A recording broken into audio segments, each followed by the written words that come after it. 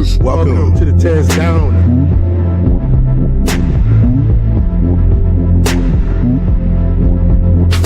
Welcome. I'm the Tez.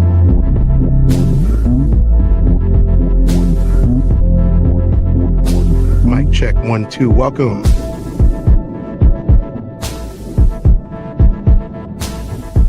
Welcome to the Tez Down. Party time.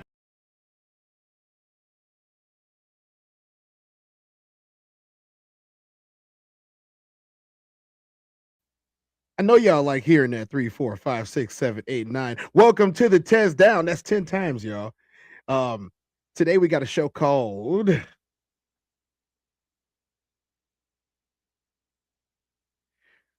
Where Are the Men? The men have left. According to popular studies in society, there are no more men, even though I'm sitting right in front of you. And our special guest for today is also going to be in front of you too. What's up, Classic? Welcome to the Tez Down.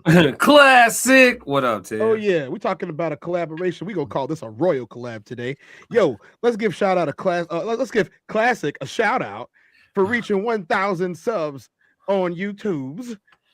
Yeah. Appreciate it, brother. Much appreciated, bro. The algorithm is definitely on your side, brother. I haven't stopped smiling, bro. What's up, Kay? How you doing, man? I appreciate What up, you coming Kay? on out. Ain't seen Kay in a couple of days, but I'm glad to see you.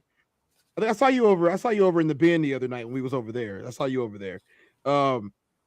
It's definitely that time today, fellas. We're gonna ask that question, and I want as much crowd participation as possible. I need you guys to go ahead and participate as much as possible to let me know how y'all think about these topics and these subjects that we are doing today. What's up, Sco? Let's give a little roll call. We got McKinnon in the building, always telling me to be on time. McKinnon, I'm on me time. Yeah. We got Conversations with Soft Rain 333 in the building. We got Kay. What's up, Kay? We got Passport Sco, and he said, "Yeah, work's been kicking that." I feel you. I totally feel you. We all been busting it on burning the candle at both ends lately. But you know what, man? You know what? At the end of it, when you're gonna feel good about the outcome. You always good. Ain't nothing wrong with a day's work and a job well done. Ain't nothing wrong with that, fellas. Nothing wrong with that. And ladies, how y'all doing in here today? I see y'all starting to file in. So once again, Classic. Where have all the men gone? I don't know. Shit, I ain't looking for no man. Not a single one, right? Not a single one. I have no idea. I don't know where they went. You've heard it here first on the Tez Down. Classic is not looking for any men. There are no men that Classic is looking for. Never has been, never will be. Never, ever. Yeah, I have no idea where the men went. We gotta ask. So I gotta ask you. So before we even start, have you heard women complain about this new epidemic? Yeah, I have. What are some of the common things that you hear from them? Good men are hard to find. Waiting on God to send my husband because the dudes I've been running into, they ain't it. The dating market is giving It's giving. Yeah, all the different, you know what I mean? All the different little phrases. Yeah, I heard them all, bro. All right. What's going on? We got McKinnon. McKinnon, we talking about love and happiness today. What up, McKinnon? What up, McKinnon is here. I gotta love some McKinnon, man. McKinnon, I can't sell it to you, at least not right now. I can't do it. Ask me again on the next stream. I'll be here. Coincidentally, the next stream is gonna be tonight. I'm gonna start that early. You guys make sure y'all check in with the Human Experience tonight on the Raw Society Coalition. There's another episode that's gonna come out with your boy and Classic. Yeah. We're gonna tell y'all what it's about later. Y'all need to tune in to the Tez Down, and we're gonna get started immediately. Yeah. Can't wait, man. Tez ambushing me, y'all. My friend, where are they? For the record, you guys are gonna hear a little bit of static. This is her video, not ours. We are good. Where are they, my friend? My clock is ticking. It's ticking. Where are they? I've been waiting for long, my friend. I've been waiting for long. Where are they? Hey, we're left with the leftovers. I'm telling you now. Busara, Busara, Bumangmang, they've all married the good ones. They're gone. We're left with the leftovers. Not even the Sunday leftovers, like those last week's leftovers. That's the type of stock of men that is left over now. Oh, it's over for us. We'll just have to pick from what's left. Hey, we wasted time. We wasted time. Oh, Oh my goodness. there we go. Oh my goodness. Bomb after bomb after bomb. Listen, if you're single and you're watching this video, watch until the end because the tips just keep getting better and better and better. I promise you, this one is for you. My honey. Classic. Why is it like, I gotta ask, why is it that like these particular type of women seem to be the most single? What does that mean?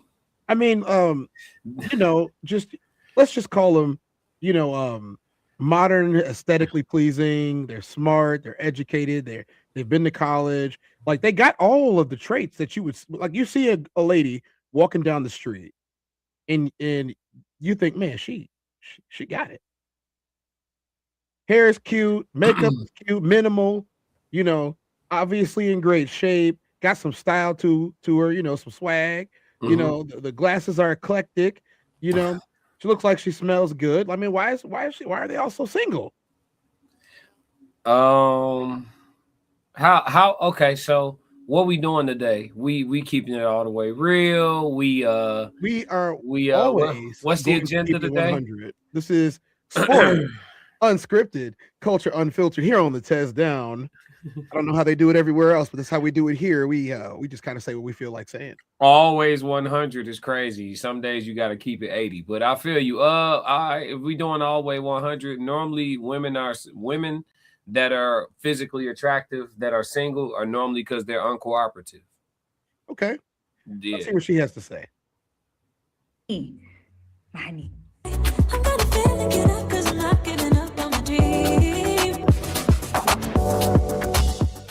And welcome to my channel. I'm Kopanish Mange, and this is how I do things. The show where you send me your questions and I let you know how I would do things, and I can take it as advice or use it as entertainment. Take it, don't take it, use it, don't use it, do what you will with it. Listen, I'm no professional. I am no pro whatsoever. So I'm just letting you know what I would do if I was in your shoes. Where have all the good men gone? That is the question that we all have. It's just like, guys, the stock that we are left with, we need to call an annual general meeting of the Single Ladies Association in order for us to have a thing.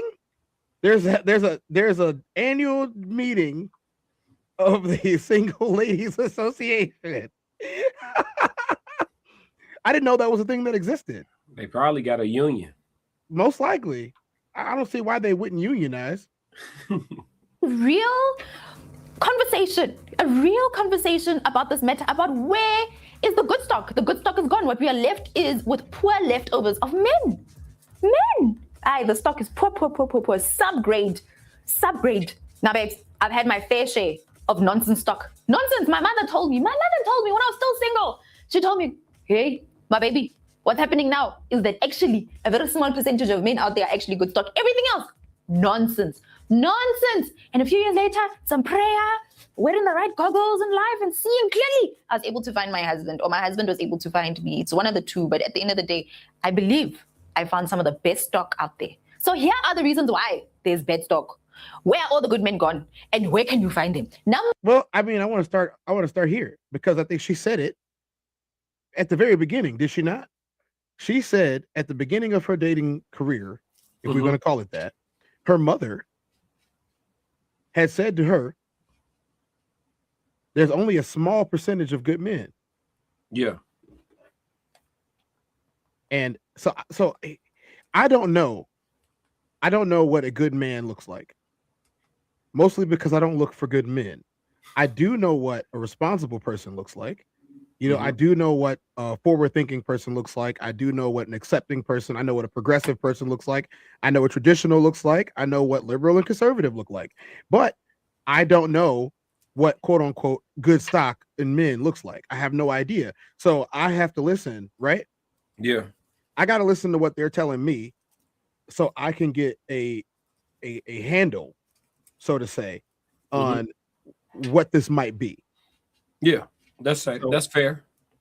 So that's what we're trying to do today, guys. So this is we are. So when he say I blindsided him, I did. There was no preparation. How does Uncle Plug say it? Welcome to the chat, Joe Jet. Always good to see you in here. Joe.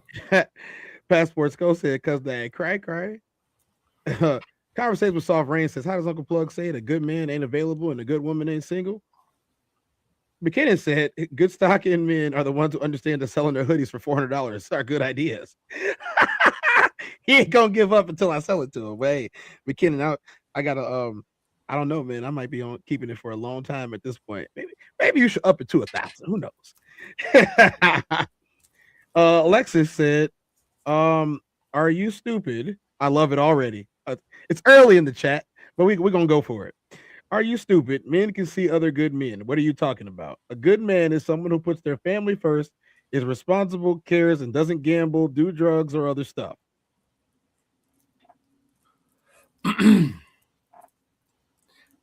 This describes a good member of society.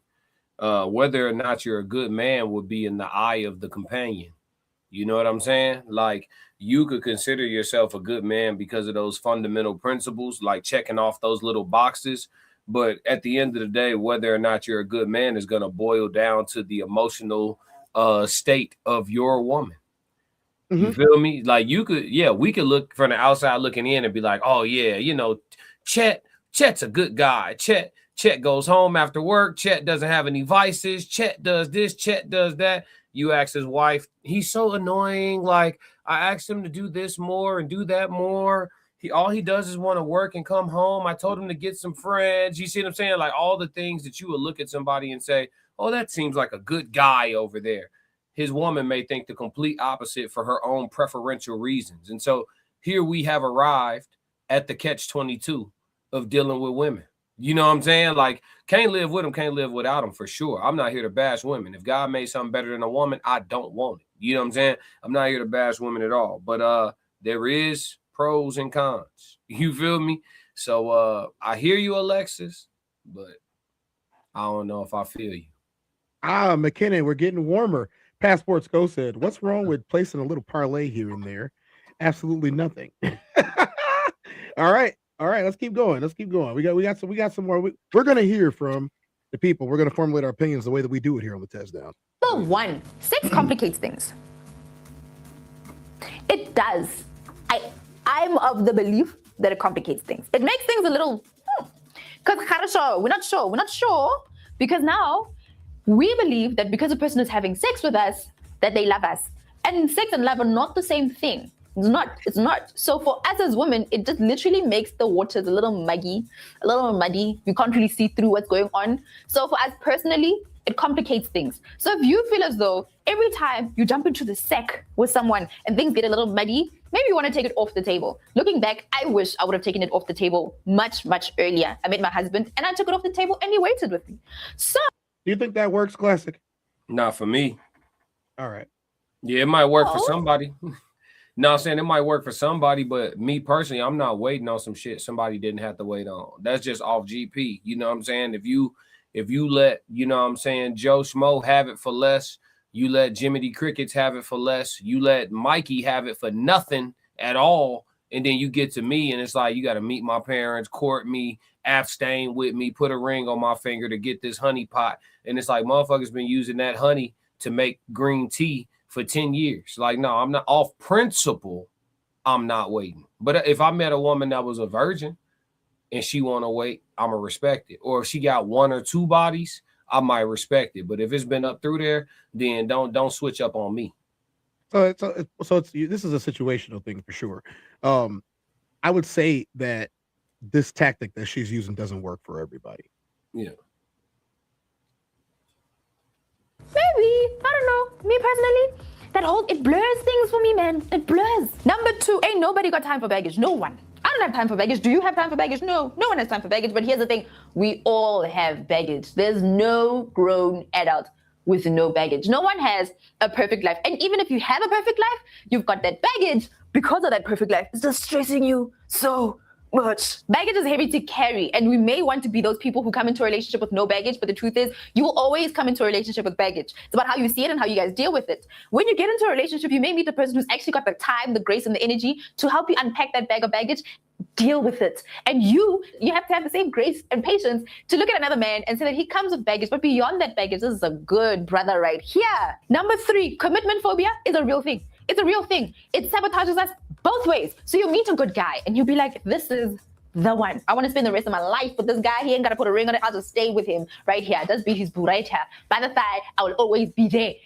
Then You this heard guy that? just goes You and heard that? sabotages. Yep, we're gonna have to hear that one again. Uh-huh. We're gonna have to hear that one again. That's some real important stuff, Tish. Yeah, we're gonna have to hear that one again. Look at, you heard all them concessions, all them exceptions she made. There were a lot of concessions. There were a lot of exceptions that were just made on top of what she had already said at the very beginning of this, how she got her husband. We just listening. Passport Go said, she said, you pimping what? Okay, 1 minute you're talking about Jesus, the next reason you calling me out my name. It's cool. Passport Go said, that's false information. We have to hear it again. It sabotages us both ways. So you meet a good guy and you'll be like, this is the one. I want to spend the rest of my life with this guy. He ain't got to put a ring on it. I'll just stay with him right here. Just beat his boo right here. By the side, I will always be there. Then this guy just goes and self-sabotages. Women aren't the only ones who self-sabotage relationships, I promise you. And I don't know, it's mostly the good guys self-sabotage themselves. It's the weirdest thing. The nonsense ones don't need to self-sabotage. They are self-sabotagers as they are themselves. They are born self-sabotagers because they are nonsense. But the good guys themselves tend to self-sabotage themselves. They overread the situation. They see that things aren't going well, and then or they think of something out of nowhere, and they think of this idea that makes them want to ruin the relationship. Self-sabotage is a really complex thing that we have to understand about ourselves. And then why am I sabotaging this relationship when it's actually a good thing? You'll think that there's something bad about this relationship when actually there's nothing terrible. And it can happen both ways. It's the good guys who are perfect professionals at self-sabotage. Number 4, you're failing to understand what drives men. What do men want from relationships? We come and we have this understanding that this is what a man wants, only to find out that that man does not care a thing about those things that you care about. The full face beat, the hair, the fact that you don't want to let him see you without your wig on. You pretend that you like everything that he likes just so that you can go get the relationship going, only to find out that the man is like, nah, those aren't the things that I care about. Funny. I think that it's widely understood that men don't care about that stuff for the most part. I do think that there are some men who do care. But the average man, you think the average man really cares about her having her face beat every single day? Nah, I think we prefer for it not to be beat. You know what I'm saying? To be honest with you, I feel like that's what we've been screaming since forever. The wigs, the lip fillers, the false lashes. We're not talking about the cosmetics that are surgical. We're talking about the stuff that can be pulled off at any given time. Once the makeup gets past what my mother would refer to as a little powder, it's drag queen behavior. Let's see where she's going with this. Enough. At the end of the day, men are still driven by their instincts, and their instincts to want to be there for you, and the instincts to actually want to be wanted. Men want to feel like they are needed, like they actually provide something for you in your life, whether it is support, whether it is just that figure that makes you feel safe. Look, we don't want to be saved as women, and we don't want men to make us feel like we need saving. However, if you are able to make a man feel wanted, like he actually adds value to your life, he doesn't have to pay for your school fees. He doesn't have to provide money for you. You can provide all those things yourself. However, if you are able to make a man feel wanted, that is the key and the very epicenter of a man and what he wants in a relationship. Okay, we're gonna stop there for a second. We're gonna hit that one, Classic. How do you feel about that statement she just made? I would have to fundamentally disagree. That's where I'm at with it. You want a short answer first, right? No, what is? So she made a comment and said that all men want is to feel like they're needed. That's not all we want. That's not all we want. That's not enough. Like we're providing. That's not enough. No. Okay, so my whole goal is to be a resource for you to pull from forever. That's all I want out of life? No. Yes. No. So essentially, if I summarize that, all I want is to be taken from, and it fulfills me to be able to give. That's all I want? Absolutely not. I would like to receive. What's up, Billy? How you doing? There's a list of things what's up, Billy? There's a list of things I would like to receive. So no, that's not all I want. You see what I'm saying? That's why I said I fundamentally disagree. That's not all I want. But yeah, it's on the list. It's top 5. You know, to feel needed and you know, to feel appreciated. You know what I mean? That's top 5, but that's not all. No. It has to be some give and take. You know what I'm saying? For sure. Or not give and take, but some give and get. Some give and get. I don't like take. I don't like take. Give and get. Yeah. So I have to ask, as far as what she said about they don't need us. Mm-hmm. I think that's the point that drives so many people apart. I don't think anybody wants to be told that they're unneeded, because it creates the connotation that because I don't need you, I don't appreciate you either. Because I don't need you, my desire level is down of you because I don't need you. That's what the connotation that it creates when those statements are made. Yeah, I mean, I think that's true. I don't think it's just a connotation. I think that's what it is. Like if somebody, well, specifically for women, if a woman looks at a man like I don't need you, then I mean, how much does she really want you as well? Exactly. Yeah, you know what I mean? Like we use words like need more loosely than that about apparel, right? You'll have a woman with a closet full of clothes and shoes. I need a new dress. And there's something coming up and she'll say, I need a new dress. I need some new shoes, or, you know, I need a new hat, right? I need that bag that's coming up. But you have 5 bags. You see what I'm saying? So we use the word need loosely, right? Yeah. So but when it comes to a man, all of a sudden the weight is back on it, right? Yeah. A need is associated to a necessity. It's actually a very heavy word. You talking about food, clothes, shelter. You know what I'm saying? We talking about nutrients, right? These are needs. If you don't feel like you need it, then essentially it's extracurricular, right? So I don't know that I would want to be long-term with a woman who I'm extracurricular for. Right, I think I would want to be on the list of necessities. I think I prefer what do we call it? Interdependence. I need you, you need me. Right, but that's not all. Right, we can't reduce it to all men want is to feel needed, but it's definitely a prerequisite. Okay. Yeah. So I would also hazard a guess here that from what she has described, that within this mode of, you know, independence, of I can pay my own bills, I can buy my own food, I can cook my own food, I can shovel my own snow, I can cut my own grass, I could do my own electricity, all that stuff. You know what I'm saying? I'm an electrician, a plumber, the whole 9 yards of, you know, traditionally, you know, masculine things to do at home. You know, I could do all that. Then they utter the phrase, I don't need you.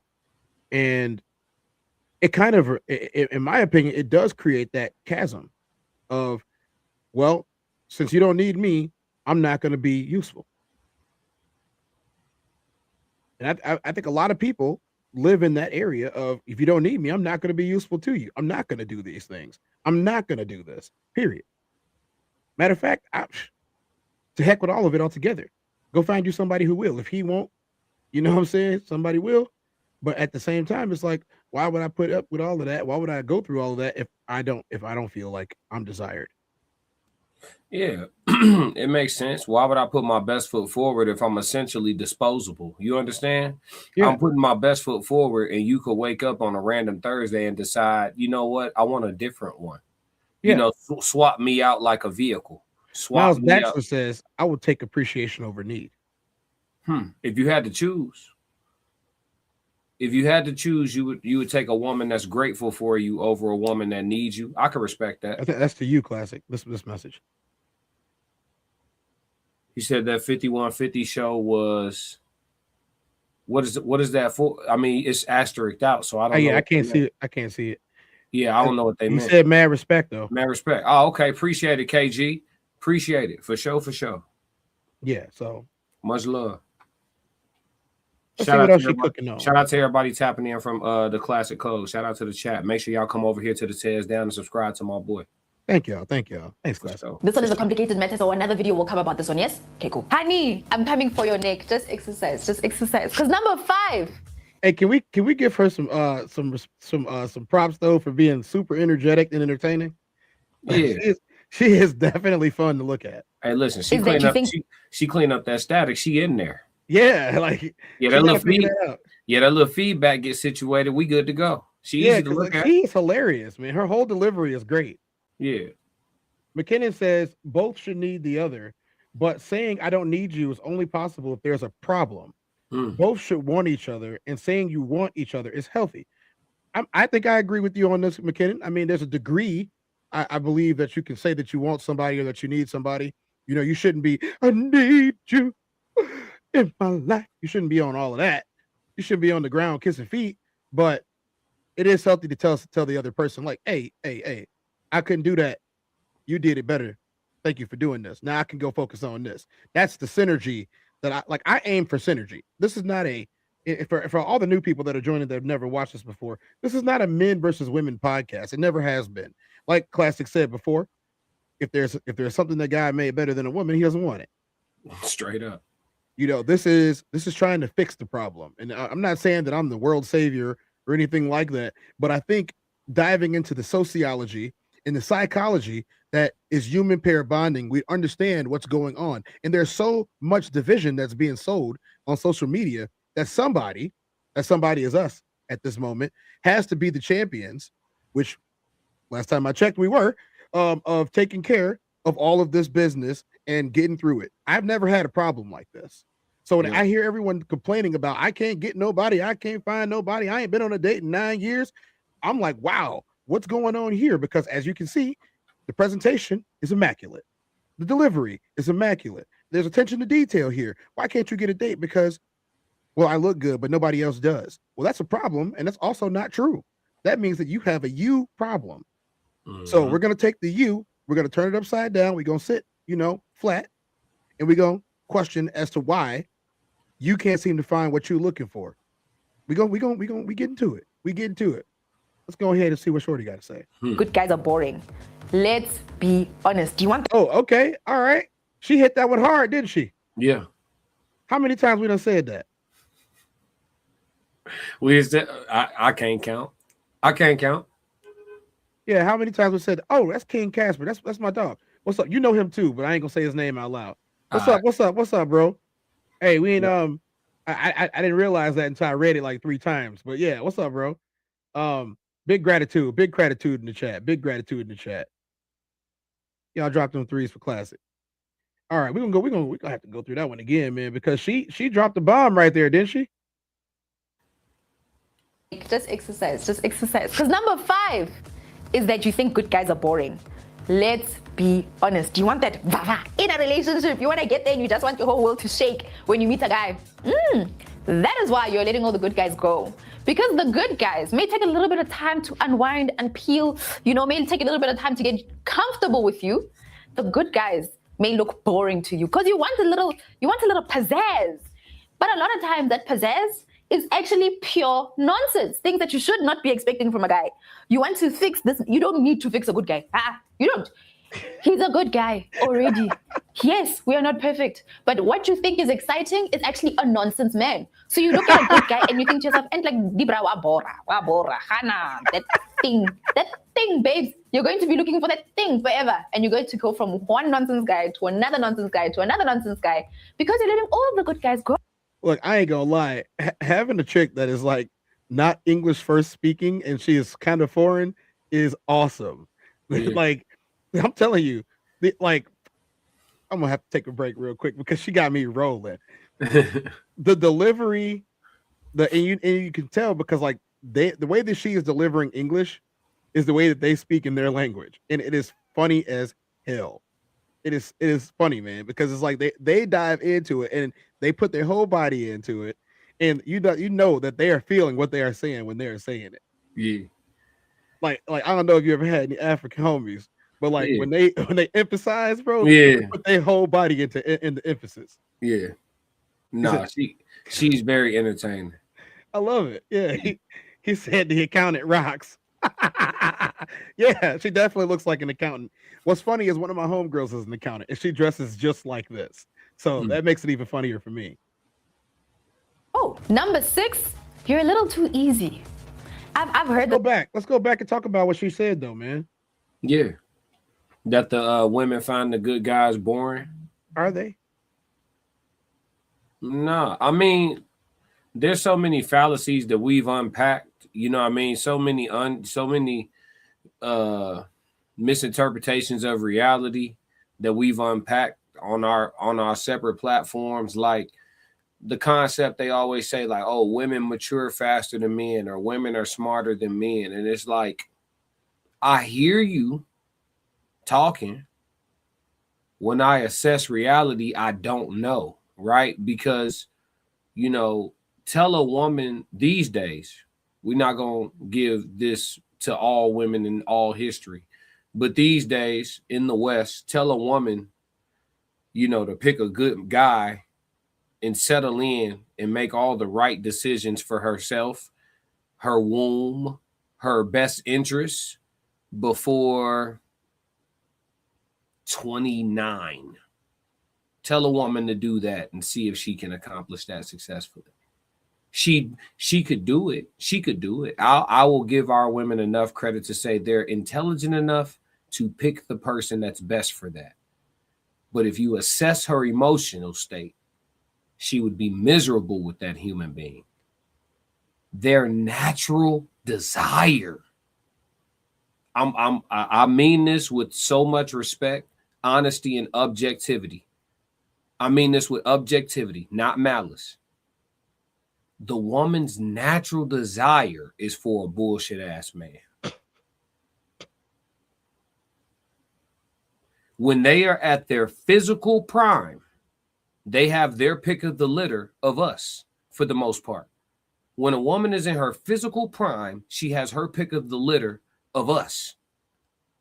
And during that time, since the liberation has been pushed on them, you know, since the Rockefellers put investment into the liberation movement so that they could tax the other half of the population, allegedly all for content creation purposes and entertainment. Since they convinced y'all that y'all wanted to work jobs and have equality for the sake of income, allegedly, since that occurred, right?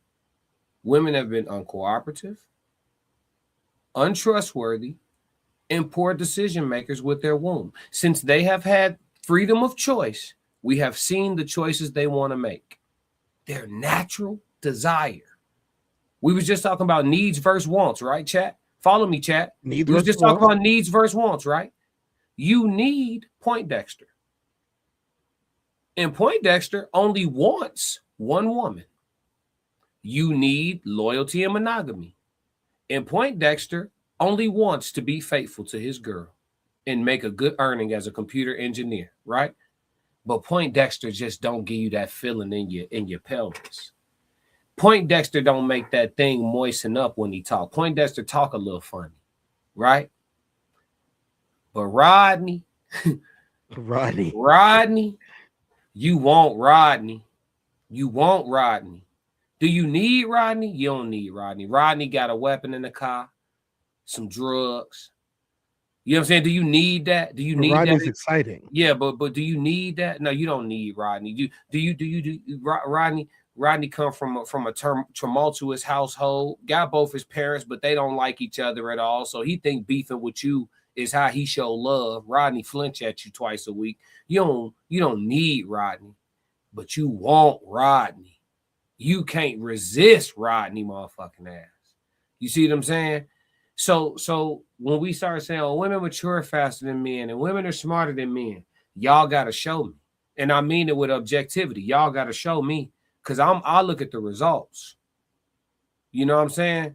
And the results is showing that there's 1 million more sisters with babies than brothers with babies, which means that all these women choosing between the same 13 knuckleheads. That's what the numbers show. So Tez, it's kind of loaded when you ask, you know. Oh, it's definitely a loaded question. Do they find Definitely the good guys? Yeah, do they find the good guys boring? I don't think. Listen, we talking about God's design. I'm not even blaming the women. G, Are you familiar with the Amish? Not very much. You're gonna educate me, I'm sure.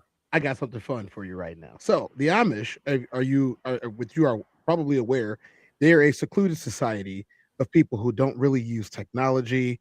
You know, they have super Puritan dressing styles, like, you know, they don't wear any modern textiles and fashion, and they don't involve themselves. Most of them still drive horse-drawn carriages. Mm-hmm. They churn their own butter. They farm, that type of stuff. Well, they have this thing called Rumspringa. And Rumspringa is where all of the youth who are nearing adulthood or young adults will go out into the world for however many months they're allowed to go out there. And they basically go ham in the secular world. They ham, but then they come back. They put their carpets back on, you know, their rough wool sweaters. They put the little hat back on their heads, and they go living in their life for the rest of their life the way that they are. So they just go get their shit off real quick. Yes. This is a common thing in more than one society. This is just for the men or for the women as well? Both. They allow them to go out and experience Rumspringa. So the women go get to just go. So you telling me in some capacity, this whole getting it out your system thing, I can't say I'm with it. I don't think that ever leaves your system. I just can't say I'm with it. I think that it's social engineering, bro. I think it's social engineering, bro. I think that it's something that's pushed. You feel me? Because when I look at nature's design of the woman, and I think about how hard my girlfriend in middle school loved me. You understand? Yeah. Like, let's hear about it. No, I'm just saying. When I think about how hard my girlfriend in 8th grade loved me compared to how hard the grown woman who done been through some shit with these niggas out here is even capable of loving me, it's way more genuine, way more pure, way more naive, way more blissful, way more euphoric before all the trauma, bro. So yeah, I would say the same. Yeah. So this let me show you this. When an Amish teen turns 16, the rules change. They get a taste of what they couldn't do if they joined the Amish church. This period of time is called Rumspringa. This is where some Amish would wear non-Amish clothes, party more, and even surf TikTok. But here's the catch. Most give it all up and choose to stay Amish, mainly because what many people fail to realize is that even though about 90% of Amish decides to stay Amish, they don't stay because life is actually better in the Amish than the outside world. They stay because 90% of the time, if someone were to leave, they would get cut off from monetary benefits, and most of their family will cut them out of their lives. Despite popular beliefs, you don't necessarily have to be a member of the Amish church to be shunned. It's important to note that not all Amish communities take part in Rumspringa. Many New Order Amish frown upon Rumspringa activities. But the real question is,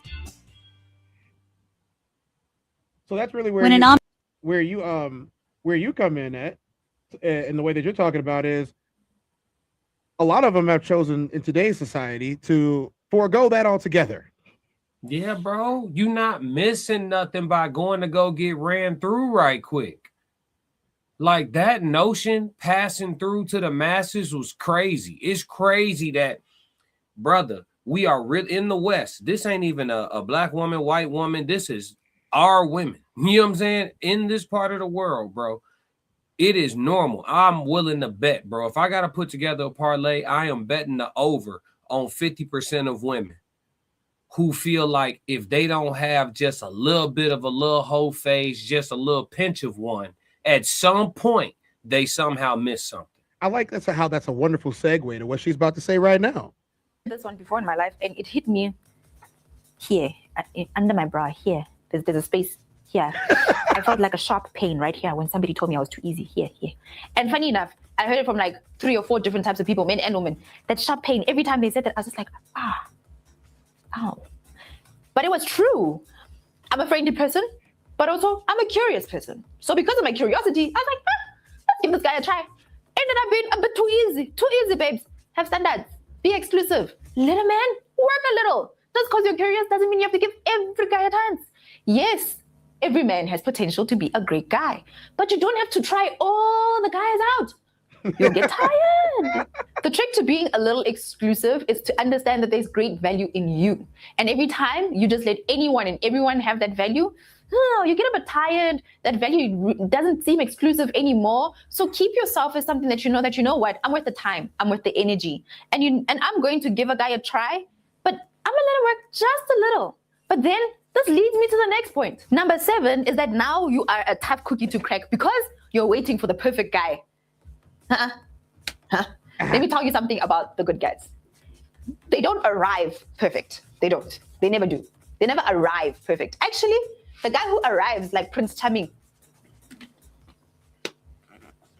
is a problem. Is a problem. They never arrive. Hey, Dark Skitty. When the last time you seen some fine 99 that ain't had a whole lot of forehead? For real. Keep it 100. 99.9% of the finest chicks in the world got a big old forehead. She got IMAX on top of her head. Matter of fact, if it's in the middle of her scalp, you already know she about to be nice. You already know. Let's not start forehead shaming today. Okay? Some of the best looking chicks I've ever seen have had 8 heads. Okay? Double capacity of the average woman. All right. That's a thing. Yeah. What's up? Think about it. What's up, Lisa? Funny that you arrived while we talking about foreheads. Don't worry, I said all good things. What up, Lisa? Correct me if I'm wrong. Said, what's good, classic? What's good, B? Mona Lisa says she pretty though. She said Rihanna. Yeah, hey. I think we might have cracked the code on the foreheads, y'all. I think we might have cracked the code on the foreheads. Look, look, as I digress, I don't hate big foreheads. I think big foreheads is colloquially sexy. Completely perfect. There's a little bit of massaging of the situations that need to happen for that perfection to come out. Men are basically rough diamonds. Sometimes this guy is still inside the dirt and all of this hard rock around him, but the diamond is in there. He's a really good guy. This doesn't mean you need to stay for trash. No, it just means that he's not going to arrive pre-packaged and ready for marriage. That's not how relationships work. Are you pre-packaged and ready for marriage? No. The man that you meet is still going to have to finesse you in order to get the good girl in you too. What? I know you got something to say, Deacon. No, what you want me to say? I already said it. I told you. I just said it. She just drove it home. She drove it home. Hey, they always give Mr. McBride a reason to sound correct. Mr. McBride, correct me if I'm wrong, podcast. He always says all of them. See, there he is. Salute. See, they give him a reason. He always says all of them. That's his thing. He say pick. His phrase is, forgive my vulgarity, YouTube. He says pick your hoe. That's what he said. He said all of them hit. Just pick your hoe. That's his phrase. I'm not with that. I still believe there is a percentage out there. Has it become the diamond in the rough? Maybe so. But when he says all, he means most. And by saying most, he's not wrong. I mean, even this sister right here, you don't know her, right? You just walking through the city and you see her coming out of the thrift store with some bags. She's been doing a little thrifting. You look from an eye view, and if you don't know no better, think you getting you a nice, semi-innocent woman. She just said she wasn't innocent. She just told you this shit hit. She said she wasn't innocent. She just told you it's hit. Uh-oh, Lisa. Uh-oh. There you go. Uh-oh, Lisa. There you go. Here you go. See? I beg your pardon. See? She said you're gonna have to finesse the good woman out of her. Okay. You're gonna have to finesse the wife out of her. See what I'm saying? All right. See what I'm saying? All right. Number 8 is that you want someone to save you. Oh, Prince Charming, where art thou? Romeo, little Prince Charming. Men aren't just ready to save women. Yes, men want to feel wanted. Yes, men like to provide. Men like to protect. But they're not just riding in on a horse just waiting to save you. If you're watching this video, then chances are you're waiting for the right guy. You're waiting to meet a good guy. Thing is, the good guy, he's not waiting. He's not waiting at all. He's not waiting to spot and move in and pounce. That's not what he's doing. Yo, that's a good point that she brings up. And I have not heard a single woman on anybody's show to this date up until right now. We got a first. You can clock that right now. What time was it? What time is it? 3:38 p.m. Not in the other sense. This is the in the race car sense, in the track and field sense. For those of you who don't understand my references, I'm not going to explain it. 3:38 p.m. Central Time. We heard it for the first time. A lady say that the good men aren't waiting for you. They're not chasing you around. They're not simping for you. They're not trying to win your affection. They just, oh, she not in me? All right, I'm out. So the question that we've asked today, where have the men gone? I think she's doing a very good, I wasn't expecting, I'm gonna be honest, I was not expecting her to do this good a job of explaining her human experience. Yeah, she going crazy. Yeah, I'm gonna let her finish up, but I liked that. I really did like the fact that she has put that out there, because I always say I'm not waiting for nobody. No, for sure.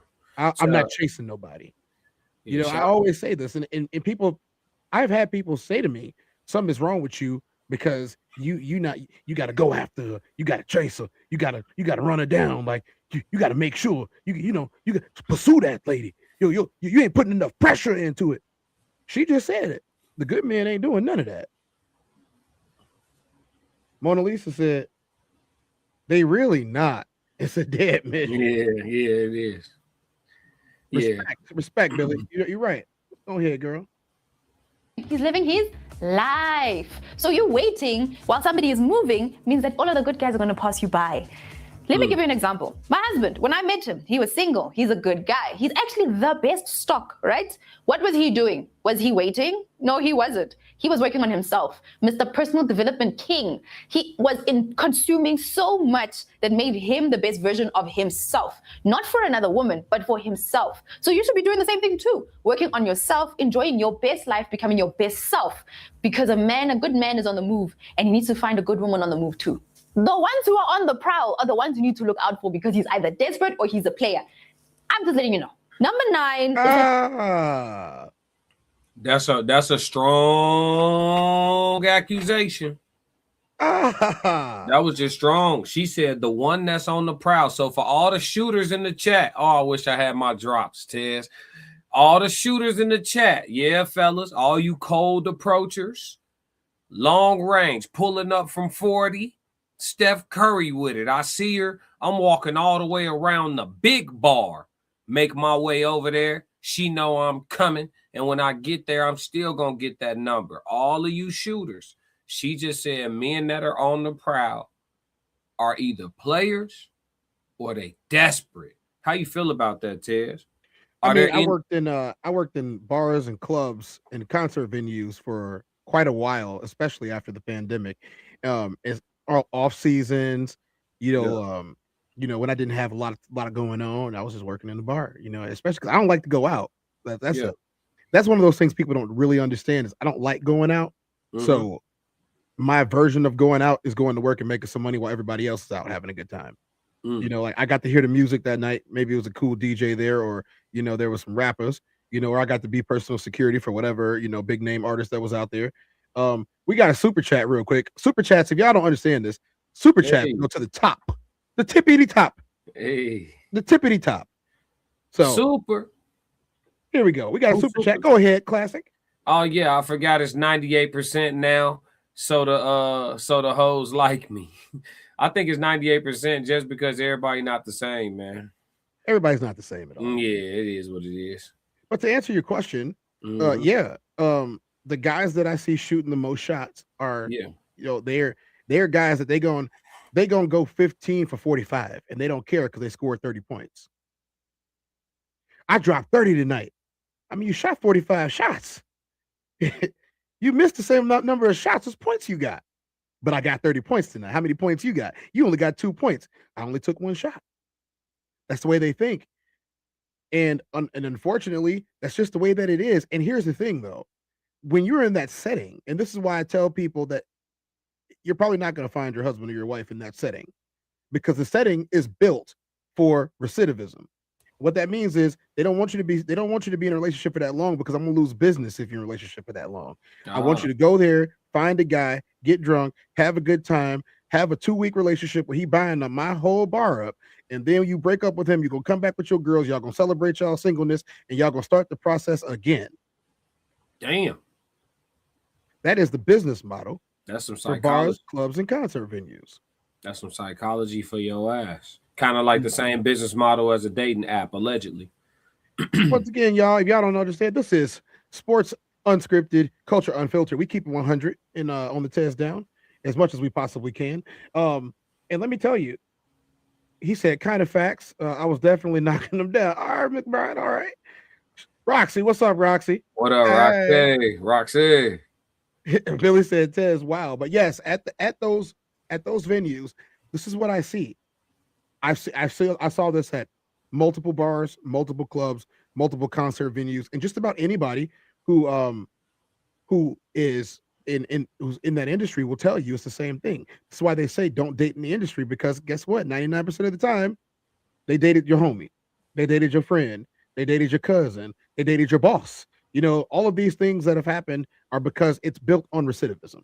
They want you to come back to the bar. They want you to drink your emotions away. They want you to drink when you're happy. They want you to drink when you're sad. They want you to drink when you're mad. They want you to drink when you celebrating your relationship. They want you to drink when you're celebrating your kids. They want you to drink when somebody passed away. They want you to drink when somebody got a promotion. They want you to drink during the game. They want you to drink during the fight. Once again, if I can get you to come back with a reliable model, I'm making money. So this is the corporate model of what do you call it?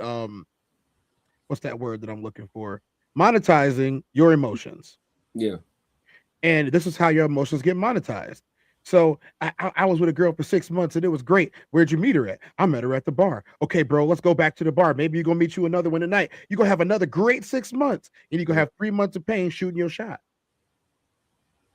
Why do you think that is? Is it that only certain types of people would even patron a bar? I was AI, Big Chuck. Shoot from the logo. He don't care. Shooting. As long as you ain't Bill Cosby, shoot as much as you want, man. Just keeping it 100. Listen, man. It's the same dude same dude that be preaching to me about salvation, man. It's crazy. Same one. Same one. You saw what happened earlier. You saw what happened earlier. I ain't even gonna go back and put it on the screen, but it is what it is. So you asked me, why do you think that is? And it's easy. In the way she laid it out was perfect. Mm-hmm. They know it's the suspending your own disbelief, right? So people who like professional wrestling, and to a lesser degree, people who like professional sports in general, mm-hmm. You have to suspend your disbelief that what I'm seeing on screen is possible. And then you suspend your disbelief as to what I'm seeing on screen is not only possible, but this is happening right now. It's live and it's authentic. Mm-hmm. So when you see the ideal, let's say that you have a type. We're going to make up a type for you. Okay? Mm-hmm. We're going to make up a type for you. Hey, you be batting 1,000. They want us to forget how to even socialize when we're not drinking. They do. That is why they infused our culture with alcohol. Notice they ban the things that cause you to think higher, but the things that lower your inhibitions, you can buy that at every corner. Sometimes 3 and 4 on the same corner.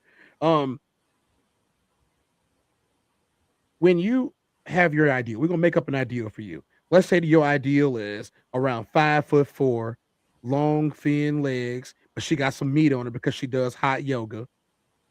Let's just say that she got some nice C's. She got a cute cute, not too round, but not too angular face, long hair all the way down to her waist, right? Now you're gonna wrap her in a green or a red dress, make her look like a Christmas present. She walk in with the cute earrings on, the red lips, the wing tips on the eyes. She ain't even got no lashes on, glowing, naturally moisturized. She walk in with her high heels, so now she 5'6". Yeah. Slender, got a nice little clutch. She ain't got a big old bag. She got a nice little clutch. Fingernails are tastefully painted. They ain't super long. They just, they got a little French tip on them. Type shit. That's the type we just made up for you. Okay. So, Imagination Land. Shoo, shoo, shoo. We are here now in the Imagination Land in the Tesdown Kingdom. Okay. Okay. We just walked into Tezzy Billiards. Inside Tezzy Billiards, Classic is in there, and Miss Slender Thing walks straight in. The first thing that he is supposed to do is say, "Hello, miss. Can I fancy you for a drink? A beverage of sorts?" She bats her eyelashes. She tilts her head down to the left and smiles. "Well, certainly you can. Maybe while we're at it, we could have some food." Next thing you know, you've been there with her all night. Y'all done had 6, 7, 8, 9 drinks. Y'all done had a whole lot of conversation. It done went from the highs to the lows.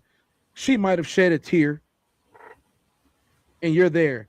She puts her hand on your leg. You put your hand back on hers. And she nuzzles you. She ain't even got no makeup on. Otherwise, it would have got on your black shirt. Now, you're even more interested. She says, "Take my number." She goes back over with her friends. You smell the perfume that she's wearing. Let's just say it's Chanel No. 5. And she walks away. You smell her. You're like, you know what? I'm going to text her right now. You text her right now. She say, "Hey, I'm feeling you. Why don't we hang out tonight?" You say, "I ain't got nothing better to do." Imagine, this is my Imagination Land. Right. Type shit. Y'all go back to the house. It goes down. And it was, what do they say? Your chakras were opened. Your chakras were open that day. Yeah. She leaves. You smell her on your sheets, on your pillow. You don't even want to wash it. She texts you the next day. "I had the time of my life." Next thing you know, you've been with her for 6 months. Right. Y'all keep going to the bar. Next thing you know, and it's not a perfect world. The Tez Kingdom is not a perfect world. Okay, y'all, you got a little classic on the way now, because everything was so right. Nah. Now y'all don't go to the bar anymore. Y'all don't go to the bar anymore. Y'all don't hang out in those places anymore. And you know what? That Chanel No. 5 don't smell as good as it used to. It's time for her to switch. Hey, can you wear Dior sometimes? She asking you, "Why don't you cut your locks?" I like a clean shaven man. This man ain't been clean shaven in 25 years. You know what I'm saying? Y'all don't drink no more. Your friends are gone. But because it's 2026 in the Tez Kingdom, and we have lots of technology, y'all break up. You paying your child support. She's taking care of the baby. You taking care of the baby. You go out to the bar again. And for some strange reason, her twin walks in. Not her actual twin, but they could be twins. And guess what? She got on Dior. And And you say, "Excuse me, miss. Could I fancy you for a beverage?" It's a cycle. This is how you end up with a bunch of kids by a bunch of different people. This is how the industry has got you to where, hey, I ain't got to make nothing work, because you will walk right back through that door again. Except this time your name is not Tiffany, it's Tanya. Right. And there are so many people in the industry and everywhere else who understand this, and they actually play on it. There's a reason why Bad Bunny is playing in all the Latin clubs, even the Mexican ones, and he's not Mexican. There's a reason why, if you go on the South Side, you hear lots of Polo G. Right. There's a reason why. We're going to attract.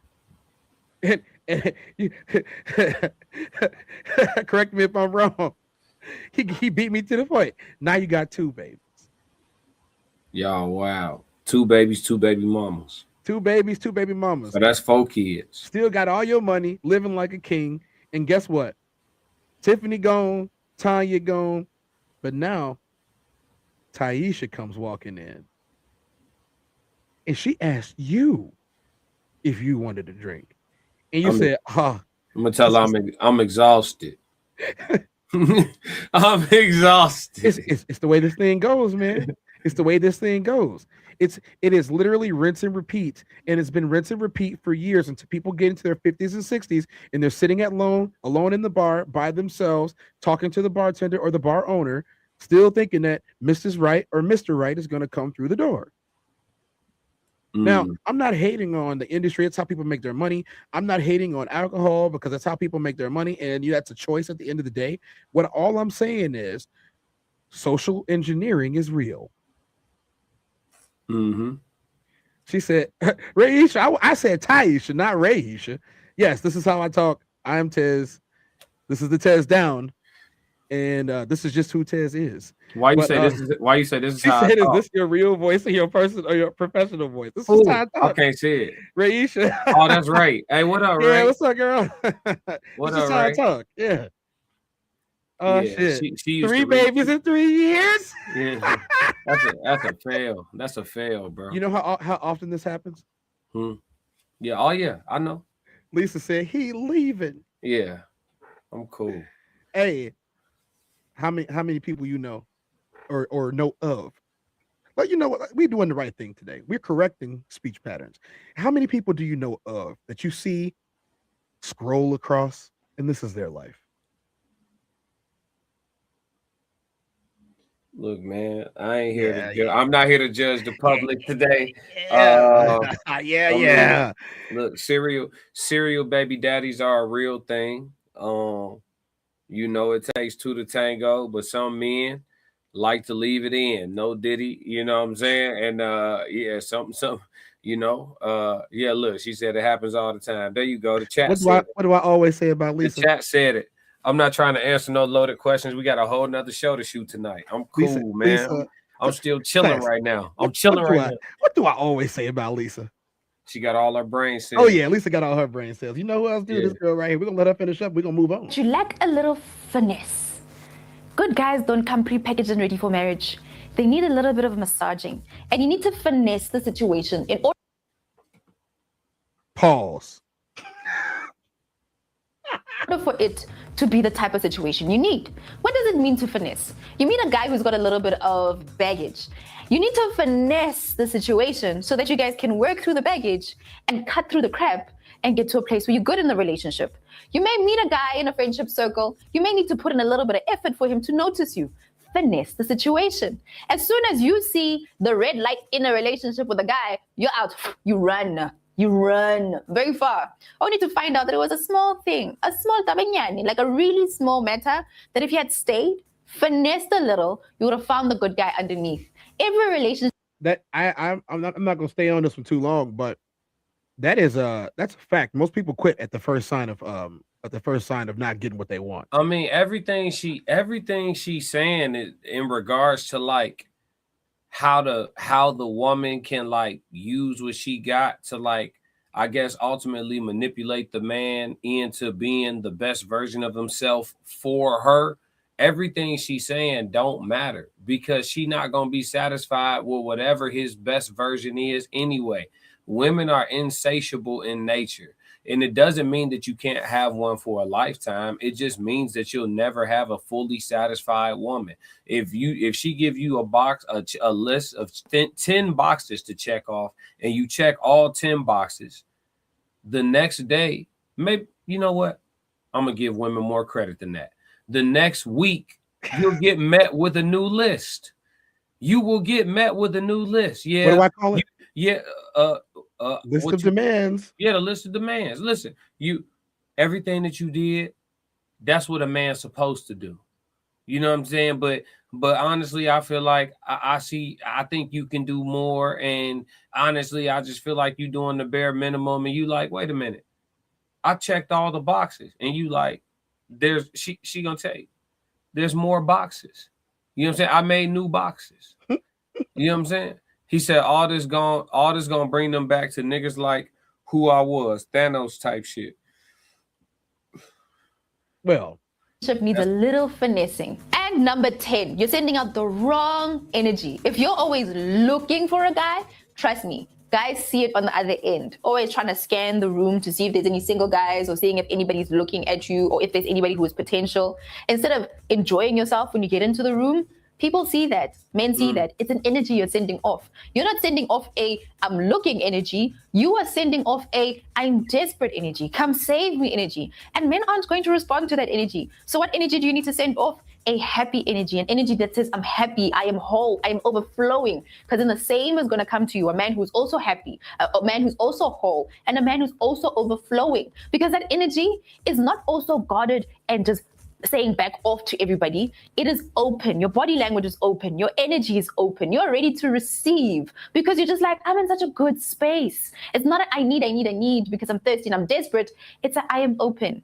I am happy. I am free. I am no stress. A desperate energy is a stressful energy, and you're going to attract the same type of stress. So what type of energy are you sending off? The best. So, I mean, we can leave her with that one because that was perfect. A desperate energy is a stressful energy. You know what I'm saying? Mm-hmm.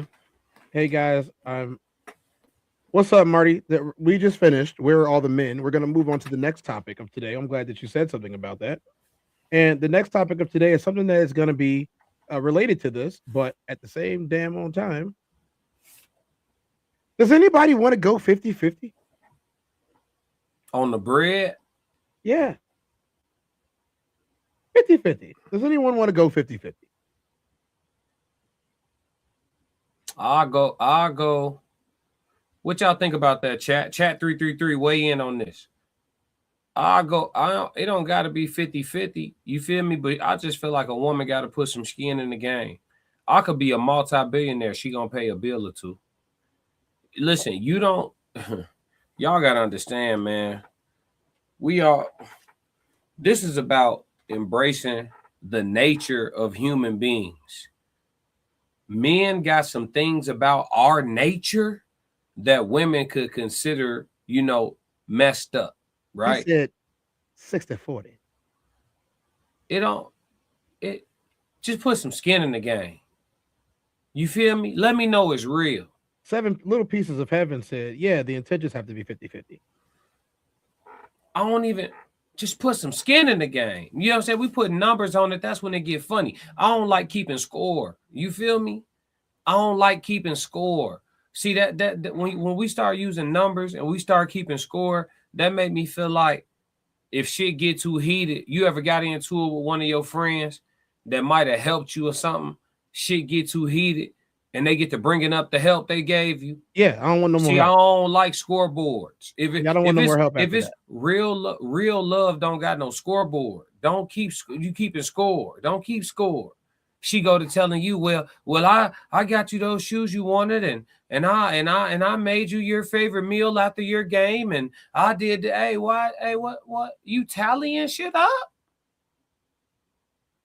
You tallying shit up? So I don't really like the numbers, but a woman got to put some skin in the game because I tell you what, if I go 100-0, I'm not gonna like the version of myself that I am.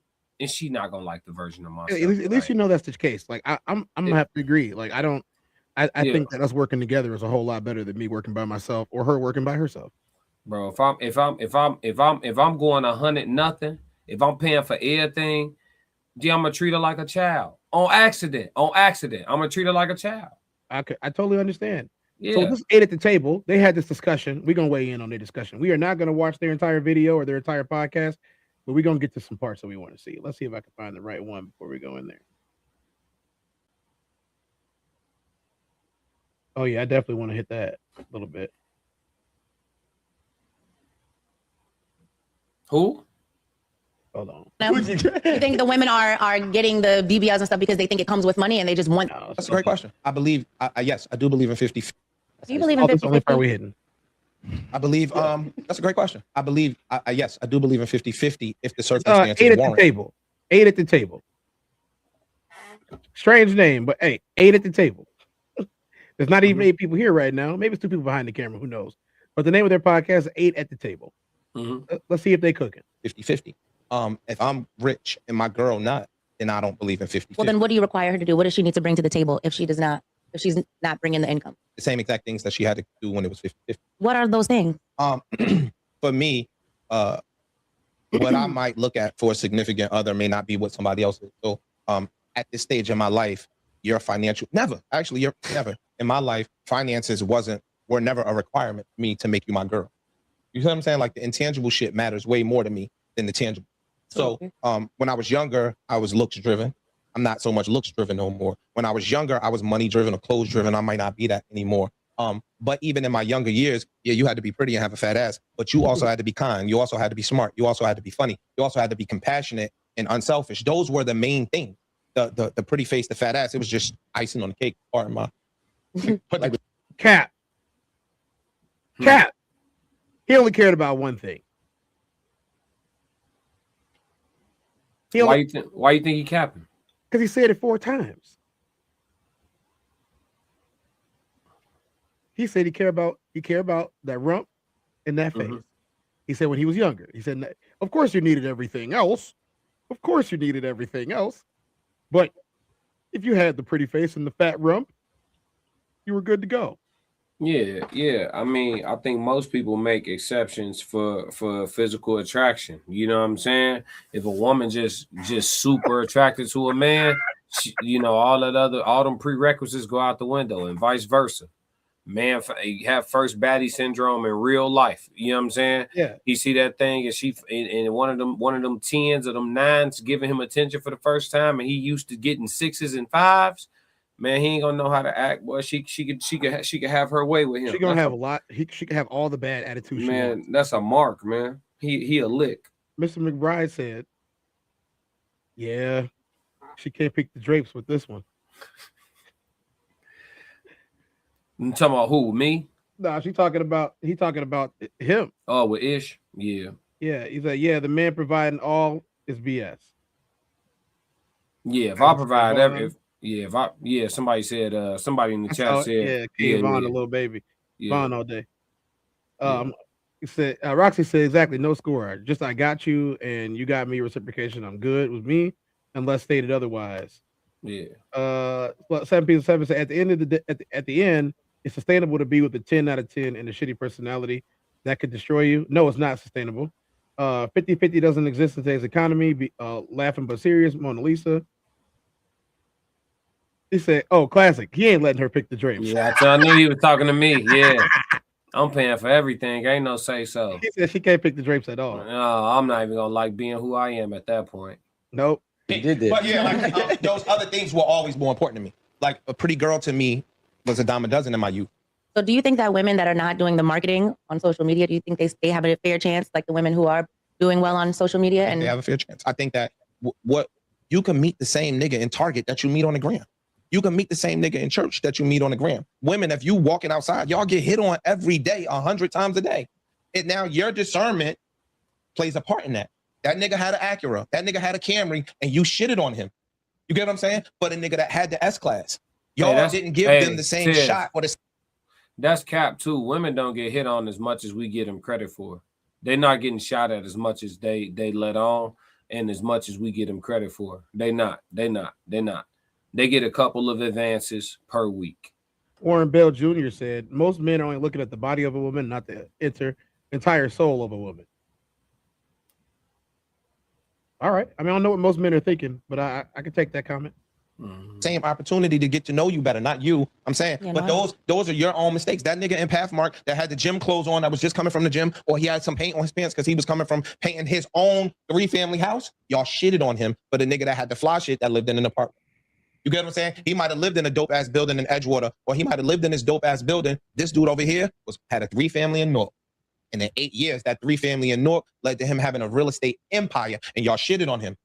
Wait, let's slow down. No, I'm saying because little mama that's a nurse, or she getting shitted on too sometimes. So you got to make sure if she just because she ain't got no BBL don't mean she ain't got good coochie. Nurses be fucking not like that, but just because I think y'all put more stock into that. No, I think men are giving all of the certain body girls and certain looks more of the attention, and that's why women are so insecure, and that's why women are feeling like they can't come. You can't tell us what we looking for. I want to argue too. Let's argue. His point is great. You. But why do so many women feel like they have to get their bodies done? Let's That's talk about y'all, because that's on your feed and you consume it.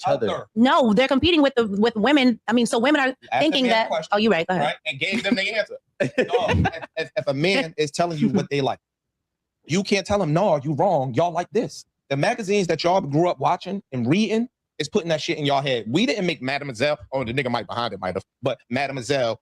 What is it? Mary Claire. I don't know the women magazines that y'all grew up. A woman wants to date you. You just said a pretty face and a fat ass is gonna even seal the deal. I didn't say that. It's extra. Well, I said it. Bonus. I said the total opposite. Look, an average man outside don't know a $40 shoe from a $4,000 shoe. Some of us do. I said the average. The average man outside don't care if you got on Steve Madden's or Yves Saint Laurent. He don't.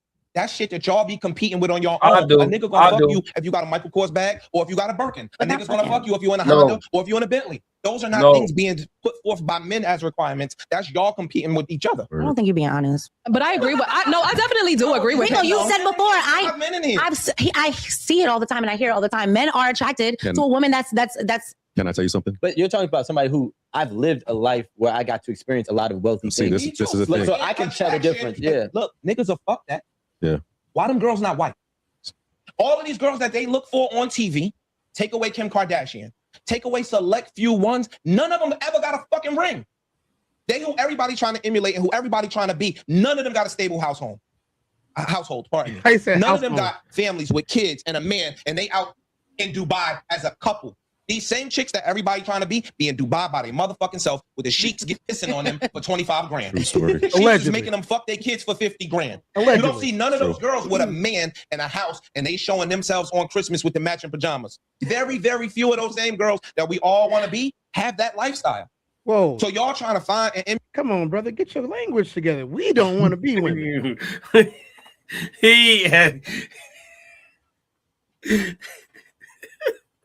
He just tweaked for like 30 seconds straight. Ted's like, whoa, allegedly. Whoa, allegedly. And then he gonna make all of us females. My man talking too fast. Hey, slow. Bruh. Let's catch up with the chat. Classic said, Warren, I don't know how I feel about that. Ray said they definitely be in Dubai with the man that paid for it. T1000 said, boy, yeah. Who is this man? Black Mona Lisa said they get their bodies done because they have insecurities and what the next woman looks like and because of the music. Propaganda. Okay, he better not mess up again. Otherwise, we're going to cancel him. Emulate some shit that ain't even successful. Men not making no girl get no BBL. A chick is making themselves get a BBL to compete with what they think niggas like as a clicks on social media. This girl got 77,000 likes on social media. This skinny chick over here with a decent body got 7 likes. She happier than a motherfucker. But do you think they do it because of the things they want? Like, do you think women are doing it because they want to? Do you think the women are getting the BBLs and stuff because they think it comes with money and they just want things, or you think they're doing it because they want the men? I think that they insecure. Insecurities are the biggest. She did say insecure. The biggest thing in the world to me is driving factor is insecurity. Whatever it is, we all have. Mine might be different. Yours, we all got them. Speak for yourself. I'm just joking. Nice with it. But yeah, I think that those insecurities play on everybody in a different way. I know girls that are married that still go get their body done. Like, yo, you beat the game. You know what I'm saying? Oh, I'm doing it for me. Hey, Classic. I think Ray got Ray. Could you address this for Ray real quick? I'm confused. He said he need a fat ass and then said those women don't get married. I think he talking about a fat natural ass. He talking about the BBL girls not getting married. So he made a correlation. He made a correlation. So he talking about the fat natural booty for the marriage or for him to mess with her, not the BBL body. All right. He said, yeah. All right. I know girls that maybe she thinks she'll get cheated on if she don't, or maybe she thinks he'll lust after something else. Yeah, but that's an insecurity. That's her own insecurity. If you married a nigga because you think he only settled down for you what you look like, you should have not married that nigga. But nobody is going to be insecurity free. Everybody has insecurities. Everybody's yeah. But I just think sometimes if it's driving you to go under the knife. I know a girl that went to DR, got her body. She died. She almost died. She got 2 daughters. She had to stay in the DR for like 38 days, 40 days, but she couldn't get on a plane because when you're in high altitude, it opens up the stitches and you bleed and all that shit. She got 2 daughters. So what was more important? You getting your body done for some niggas or you being a quality mother for your kids? You're right. I'm gonna cancel my appointment right now. And y'all are blaming men on that. Yo, it's y'all fault that we going under the knife. It's not a nigga's fault. Because women feel like they're losing. No, y'all, let me. Women are. The funny thing about this is she probably not joking. She probably do got an appointment. But Nah, I ain't gonna hold you. She inquiring about his perspective on it, like she trying to make a final decision for her body. But from what I know, Chocolate Shorty right there that said that, she actually pretty curvy already. You know what I'm saying? From what I know, she kind of dressed baggy today, but I seen her with some tight shit on, and she don't need surgery. So I hope she was joking. I hope she was too, man. Yeah, she don't. Not. This is for you. Let's be real. At the end of the day, I don't be talking about my own situation, y'all. I just know. Okay. we have to be real with ourselves. Whether our insecurities drive us, whether we believe men make us insecure to drive us, the decision is on you. True. You make the decision, and I think part of it is that we're trying to fucking lie to ourselves. Like, you meant to. What I'm saying is that, like, people, and I say this all the time, like, it's only one person you can't lie to. You can try your hardest. Some of these niggas get it off, though. I think they lying. Yeah, really good. They believe it. But we literally we are still making these decisions, whether it was based on bad information, whether it was based on the fact that we did our LexisNexis checks or we did not. It does not matter. Those are still decisions that we made, and I think we as a society have a really hard time saying I fucked up. Yeah. Okay, they got a good point. They got a good point. You know what I'm saying? I definitely got one more section to hit after this, and For sure. But what you got on that, Classic, before we move to the next section?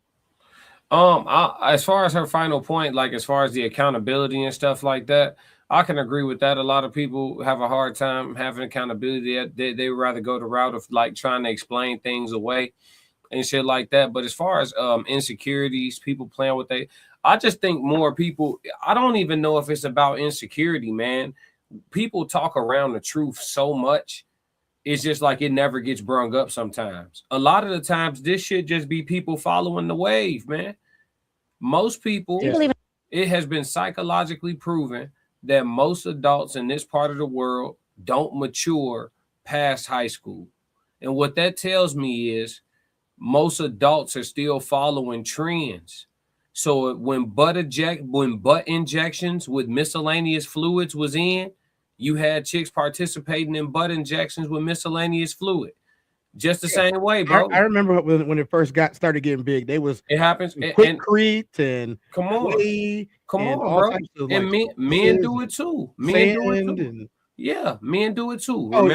Remember when the BBL Drizzy? No, I ain't even talking about surgery. I'm just talking about people following trends. Most people are sheep. Remember when the burst fades was in, the taper fade, where everybody was getting the South of France taper, where it kind of looked like a slight like a slight mohawk-ish type thing. Everybody was getting their own little variation of it, but it's the same fucking haircut. So you following the trend. It's the same shit, bro. Now they've changed the way everybody fitting their clothes. Now everybody going super baggy. How many going baggy again? Yeah. So and the vast majority of people are going with the trend, bro. So it's not it's funny because this is kind of like when we were in school. So they got the quarter zip thing, and I'm like, that was like freshman year of high school. Yeah, but it's back trending, and that's what I'm telling you. Most of this shit is just social engineering, brother. It's propaganda, dog. It don't be each individual tries to explain it away for themselves as an individual. Oh no, I'm doing this for me and blah blah. Man, you doing it because you following the trend. You riding the wave. Everybody's doing it. That's really the root of it. Beard transplants now. Did you know that? Bro? Beard transplants, little hair stimulation surgery. All of this shit just trending, bro. It's all just trending. They've been going to like Dubai or Turkey, getting full beards. Like, hey, I ain't gonna say nothing about that man, but that man that they made that song about, they say he got all of those surgeries, and I can believe it. I can. What Lisa talking about? He rich enough, definitely. Lisa said, "I'm confused at what you're trying to say." Oh, what did he say? He said because Lisa was talking to him, and he said, Women are children. He said, y'all heard her say it, women are children. He's right. I work in this field and I have a lot of conversations about this topic, and it all falls back to your insecurities. So then she said, I'm confused. Okay, what you saying? And then Ramona Wilson said, scientifically, all brains don't completely develop until age 27. Mm. And then Mona Lisa said, I think that men and women are influenced by the media. Yeah, they are. Which brings us to the next topic of conversation before we decide to move on. And this might be a little bit divisive. We're gonna see. Is this the one? No, that's not the one I want to do. No, we're gonna let's go back. Let's go back. We're gonna get the right one up, y'all. We're gonna get the right one up. Take your time, Tess. Yeah, they in here. They came here for us. I can't see all the chats, man. Hold on. Let me I'm go. believing that. I don't believe that. You know how they say men can't settle on one person. Oh, there they go. Yeah, there you go. You good? Yeah, I'm good. All right, let's run it.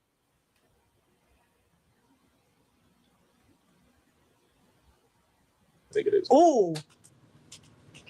Want the dust off? Kind of, sort of, but one is more. I would say that one would make more sense than the other. Like if you had to choose. Competition for men. Mm-hmm.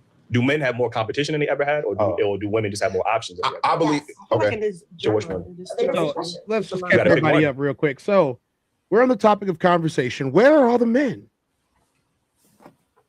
Where are all the men? This is the question that keeps getting asked in society today, and especially all over TikTok. There's no good men.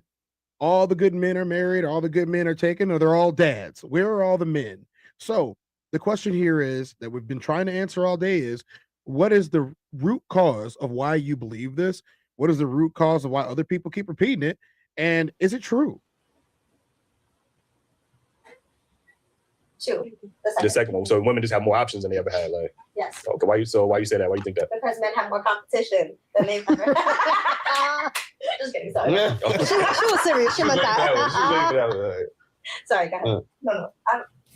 Sure. Okay. I'll break it down. It makes sense to me. So I would say that I think women have more competition because more options. Yeah. Oh, okay. Well, Listen, this is why. Because I was gonna say I feel like women have more competition because now men are looking for women like not only like what you could like if you could cook and clean, like they want you to have brains, like you gotta be able to.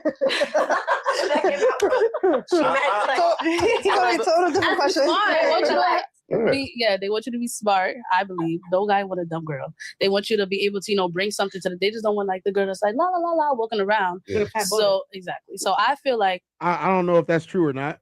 Women have more competition because now there's girls out here getting their degrees and they influencers, but they also got their masters and they doing this, that. So I feel like girls have more competition, but I know that kind of wasn't the question. I think that was I'll give you guys an idea of what he's saying. So I believe men have more competition because we got to go against women dating women fucking vibrators, women fucking multiple men. So there's multiple reasons why it's harder for a man to, gain access to a woman solely. You get what I'm saying? You got to share her with Dildo 3000, the shower rod, you know what I'm saying? It's just so much things and it's hard because, women, I don't know if they could just, I'm believing now that I don't believe that, you know how they say men can't settle on one person? I'm believing that women now cannot settle on one person at this point. It's scary, but to me, that's the sad truth that I believe in that. Is that insatiable? Is that what he just described? Yeah. Okay. Just making sure. Mm-hmm. I feel like that's facts. I ain't gonna lie. I do believe men have more competition, but I don't believe women got more options. That's a fact.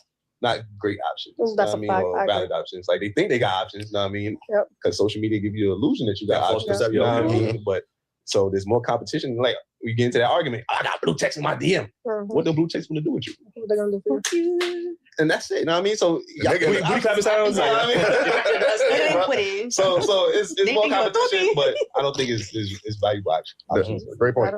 Yeah, I'm gonna agree with the fellas. I think there's more competition. Men have way more competition than they ever did. Back in the day, a man only had to compete with the men in his neighborhood, not even in his city, because they didn't even have access to their whole city. Just had access to their neighborhood. Like, you know what I'm saying? Nowadays, you got to compete with your neighbor. You got to compete with your borough. You got to compete with your city. You know what I mean? So and then obviously toys and every other women. You got to compete with the women. Like, you know what I'm saying? Homegirls. You can be with homegirls. You know what I mean? Too. So it's a lot more. You got niggas in India talking about. I would give you. Nah. There's no boundaries either. You know what I mean? They out here. They out here. Exactly. So again, I think men just have more, and women obviously they have options, but I think if I had to choose between one or the other, I think men have way more competition than ever had in human history. I believe, like, you know what I'm saying? Like, you think women got more? I mean, more competition as well, like she said. Because I heard your point, but sometimes the educated women don't be, you know what I mean, great options. You know what I mean, for relationships. You know? What? I don't think that is fair. That's but fair. I feel like nowadays Come on, guys are Ray. looking for women who are bringing more to the table than just like Pussy, bare and- minimum. Yeah. I Men feel don't like got- there's something more. Like if you have a girl that could cook clean, she got good pussy. You got another one that cook clean, got good pussy, but she's also smart. I'm gonna go with this one. I'm not gonna go with that one. So I feel like guys are looking for more than just like the bare. As they should. I feel. For sure. I just think that pussy is so readily available that it's like if you don't give up the pussy, then fuck you. You know what I mean? So I feel like women. It's just like you in the middle and just grab what you can. I feel like, you know, being a woman of substance and value doesn't really matter too much nowadays because the other women are just giving the pussy up like it's fucking hotcakes. But you were saying earlier that when you was in a relationship that you had the attitude that you had. We got a question in the chat. Let's go ahead and pause it for a second. Renee is love says, now educated women honor option when men are going 50-50 with those educated women. I'm not exactly sure what you mean.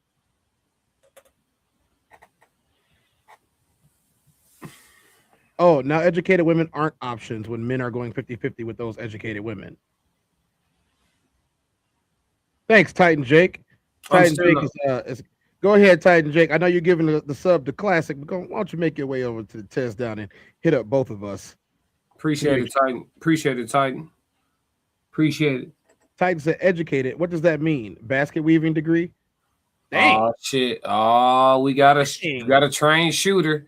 Z, same convo. What do you say? Same convo and what? Same convo, and nobody still get married. That's tough. She said now educated women aren't an option when men are going 50-50 with those educated women.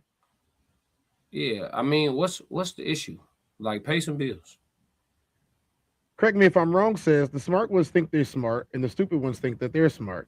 If neither can make correct decisions in men, are any of them smart? You got it. This your show. I'm a guest. This the test now. Never. You know what?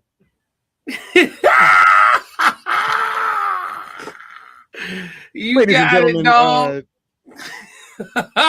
You got it, dog. This is the Taz Down. It is sports this unscripted and culture unfiltered. And I gotta say, I don't think intelligence is the key here. I think that the intelligence factor is overblown. I think that what's being ignored here is maybe people are too smart for their own good. Maybe everybody's overthinking the situation way too much.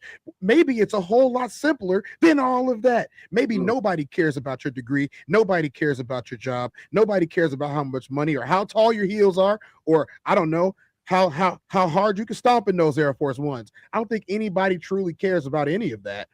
I think that you're socially conditioned to believe that any of it matters at all. Okay. I hope I did a really good job of answering your question. You good. Yeah. I think that's what it all boils down to. The perspective of the woman, even just the itch, the existence of the itch. And for y'all that don't know what the itch is, quick definition of the itch. The itch is a desire to have a time period, to have or have had a time period where you exercise your sexual liberation as a woman and make less than responsible decisions, or in other words, mismanage your box. The reason for the itch even existing is programming. That's what old girl said earlier. If you guys are just now getting to the show, earlier we played a clip, and we'll probably be watching some more of her, in the future. But she was really interesting. So we're gonna definitely watch some more of her stuff and see what else she got. Hopefully she wasn't a one-hitter quitter.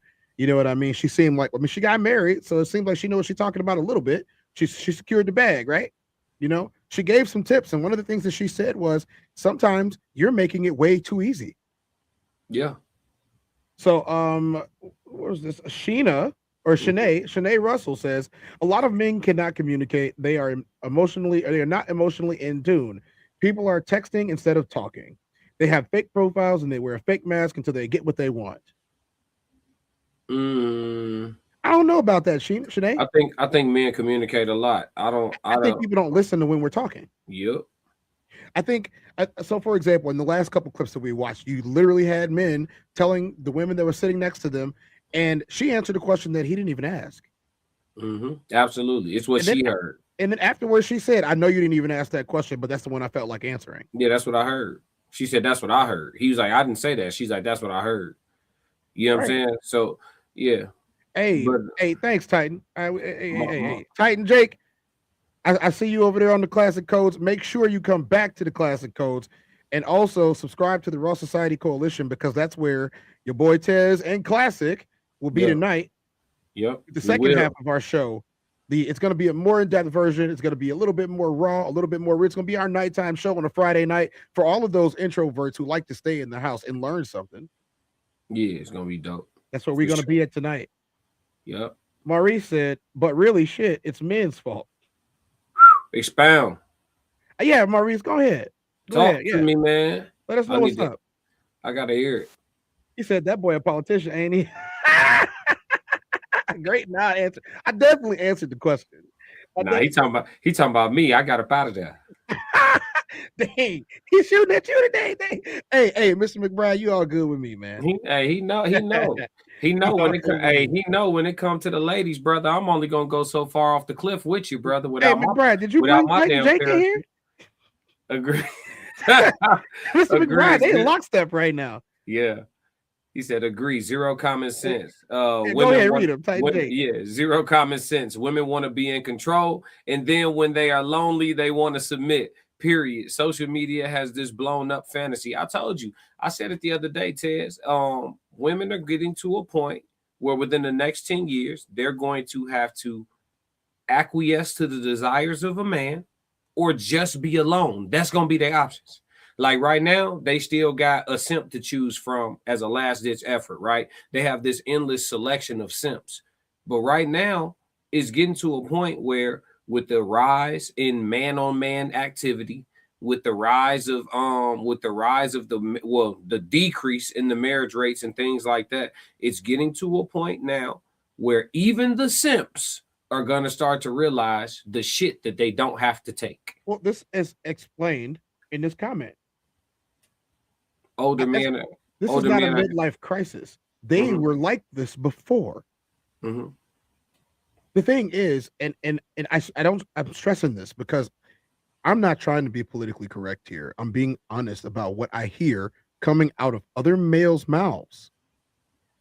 Once you get past the age where they view you as your prime, once you get past that age, they stop caring as much. They stop simping as much. They stop simping as hard. They stop chasing you. That's how you'll get a guy that's 60 that chased around 25-year-old girls up until she was 35, and then did the exact same thing up until she was 35. Now he's 60, and now he's still chasing 25-year-olds. That's the place where he never matured past that. He never, and that's what makes him go. That's what makes him go. That's not a crisis. That's what he likes. And because he never got one, and I'm gonna tell you this right now. Would you rather drive a 25-year-old car or a 2-year-old car? Depending on the vehicle, we understand that there are semantics here. We're talking about base model vehicles. I'm sure you'd rather drive a 2-year-old base model than a 25-year-old base model. I'm pretty sure you'd rather have a 2-year-old house than a 25-year-old house. I'm pretty sure you'd have a 2-year-old motorhome and not. Look, there is freshness that we're talking about here. And when you don't allow yourself, or you don't get in a position to grow old with somebody, of course you're going to keep looking for something that's a little bit younger, a little bit newer, a little less experienced. That's nature. That is not bad programming. That's nature. It's just y'all don't want to realize it because you think that these dudes are out here. Why he ain't going for a 60-year-old woman? Why would he?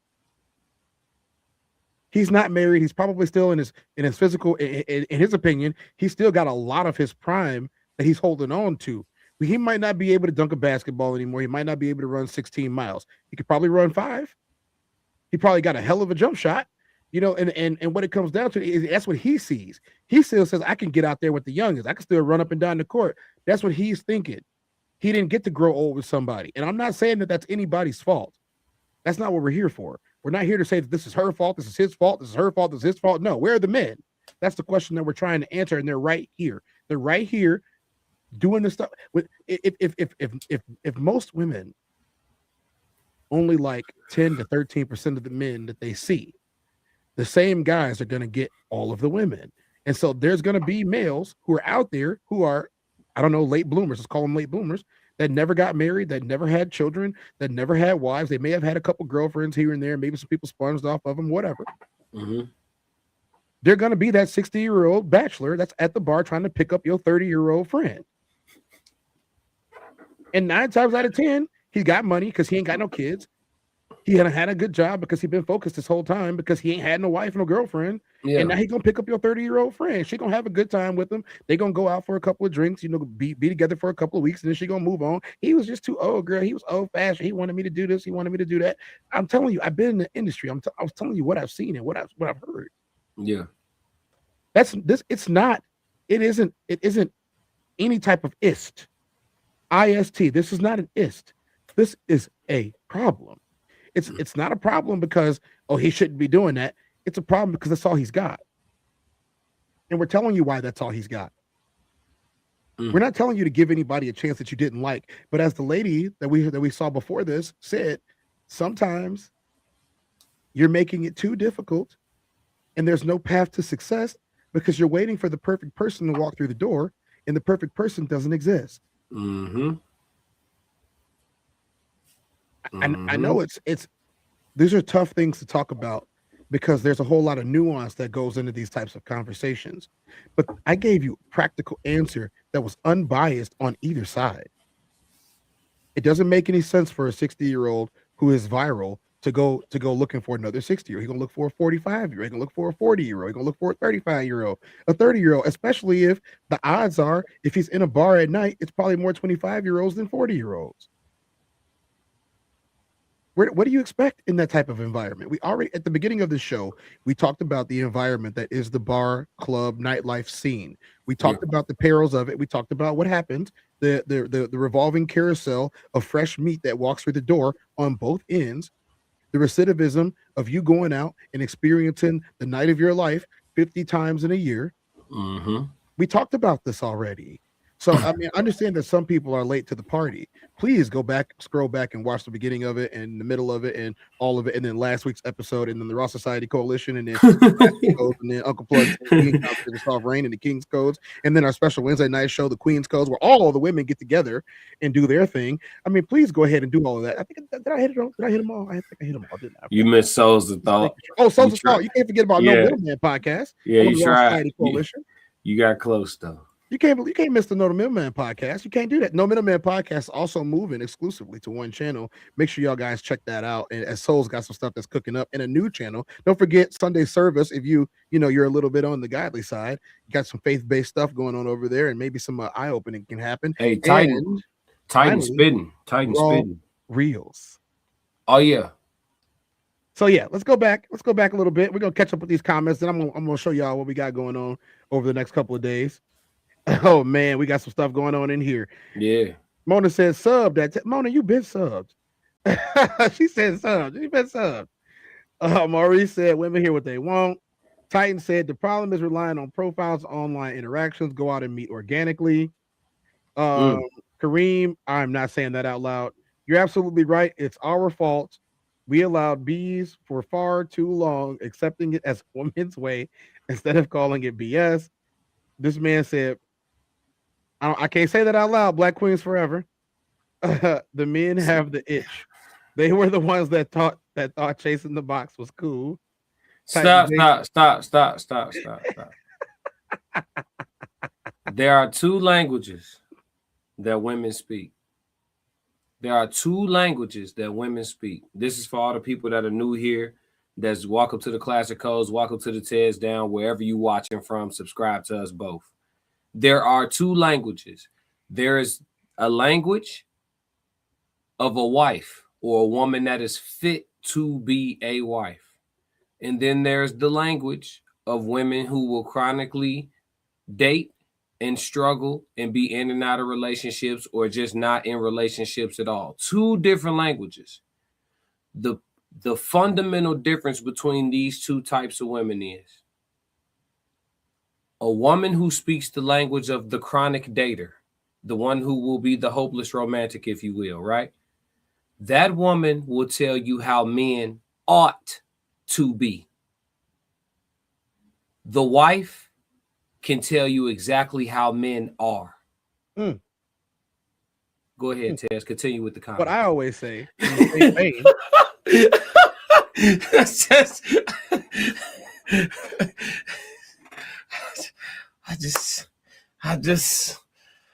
what I always say in the same vein is the woman who is looking for a husband and the woman who is a wife are two different people.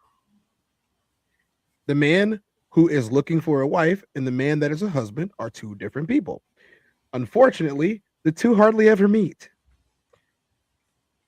Men and men activity. What are you talking about? That's property realty. Property realty. Nice to meet you. This is for your first time I've seen you in any of the chats. Why don't you stick around for a bit? And if you definitely got property realty, maybe we should have a conversation. Not with soft rain. Have a conversation with the Tez down. Yeah, it's gonna be nice. Correct me if I'm wrong. Podcast asks, when does young and dumb just become dumb?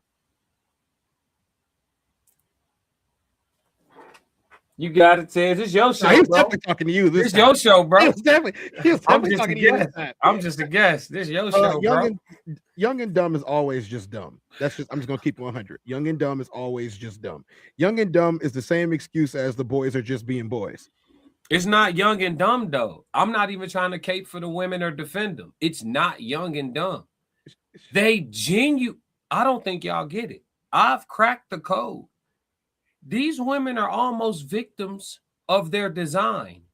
Brother, they genuinely are not attracted to what's good for them. It's genuine. It's not like, oh, I know better and I do think Poindexter is attractive, but I'm going to mess with Mookie anyway. No, she literally don't like Poindexter. He don't make her stuff wet. It don't make it moist. She not intrigued. She only like Mookie, folks, genuinely, until she get to a certain age, until she get used enough, till she get tired and exhausted enough fucking with Mookies and Pookies and Rodneys and, you know what I'm saying? And then all of a sudden, after enough trauma, Poindexter become handsome. Y'all don't get it? We cracked the code. As gross as the reality is, as much as I don't want it to be true, for a lot of women, I'm not going to say all, I'm not even going to say most, I'm going to say for a populace of women, it's just true. Kareem Pousse, that's how I'm saying it. That's how I'm saying it. That's the only way I'm saying it.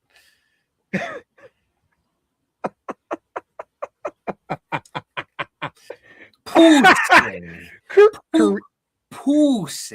Kareem. I'm not saying it twice. It's hilarious that someone thinks that you are dating a woman when she's in her prime is a midlife crisis. Let you know the person that thinks that is past their prime. It's an assessment, not a judgment. Here's the question. What is one thing that gains value with age and use? Rolexes. Age and use? Rolexes. Use? Mm-hmm. I don't know about use. Use, age, yes. Use, yes. Especially if it's used by the right person. Depends. How Rolls much use? Royces. How much use? Not overuse. If you got a Rolex, you're probably not wearing it every day. Yeah. Kareem Pousse. Cars definitely not. Only like 4 cars on planet Earth gain value with age, and it's not there. It's none of the ones you're probably thinking about either. Corvette. Not even. Only certain Corvettes. Mm-hmm. I think up to generation 3. I think the first, second, and third generations of Corvettes, so C1, C2, and C3 are the only ones. Don't think that's an older simp, late bloomer thing. Just because you're in your 60s doesn't mean you want a 60-year-old woman. I said that.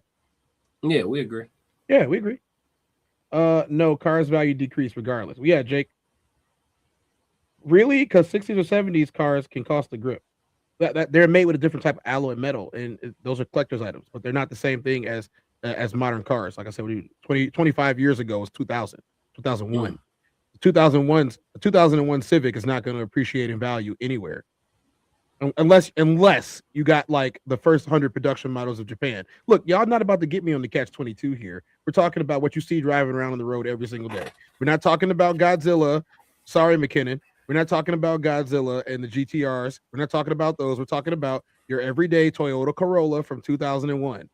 The same Toyota Corolla that every convenience store owner was owning back in the day. Okay, let's keep it moving. Titan says, there is nothing. Some folks think their value increased with age and use. Reality needs to set in. Agreed. Correct me if I'm wrong. Here we go. Isaiah 4:1. In that day, 7 women will take hold of one man and say, we will eat our own food and provide our own clothes. Only let us be called by your name.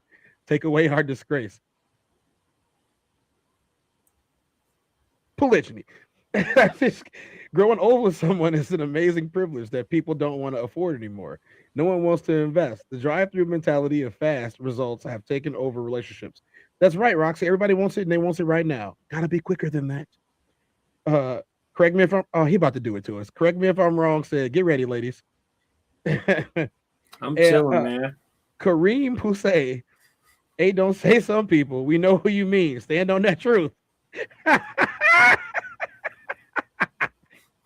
He said, when the bar machine. Hey, what's with all the rage bait today, fellas?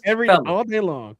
He said, phew, the bar scene in my area is horrible. Just a bunch of immature kids who are happy they just turned 25 to get into a grown and sexy place. Horrible. And that's the perfect place for a silver fox to be.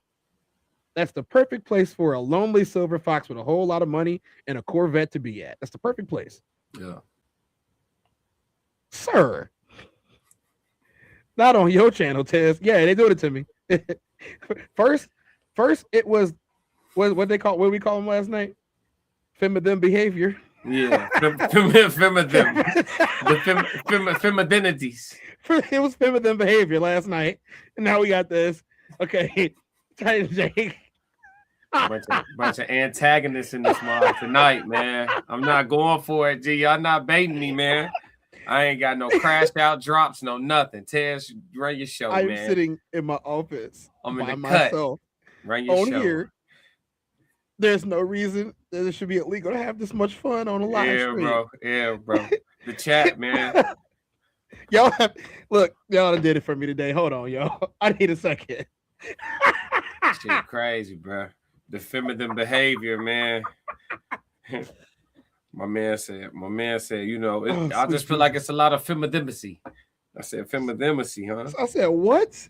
You know, somebody can't pronounce the word right. They try to just gloss right past that thing. He was like, I try to give them all different types of privileges.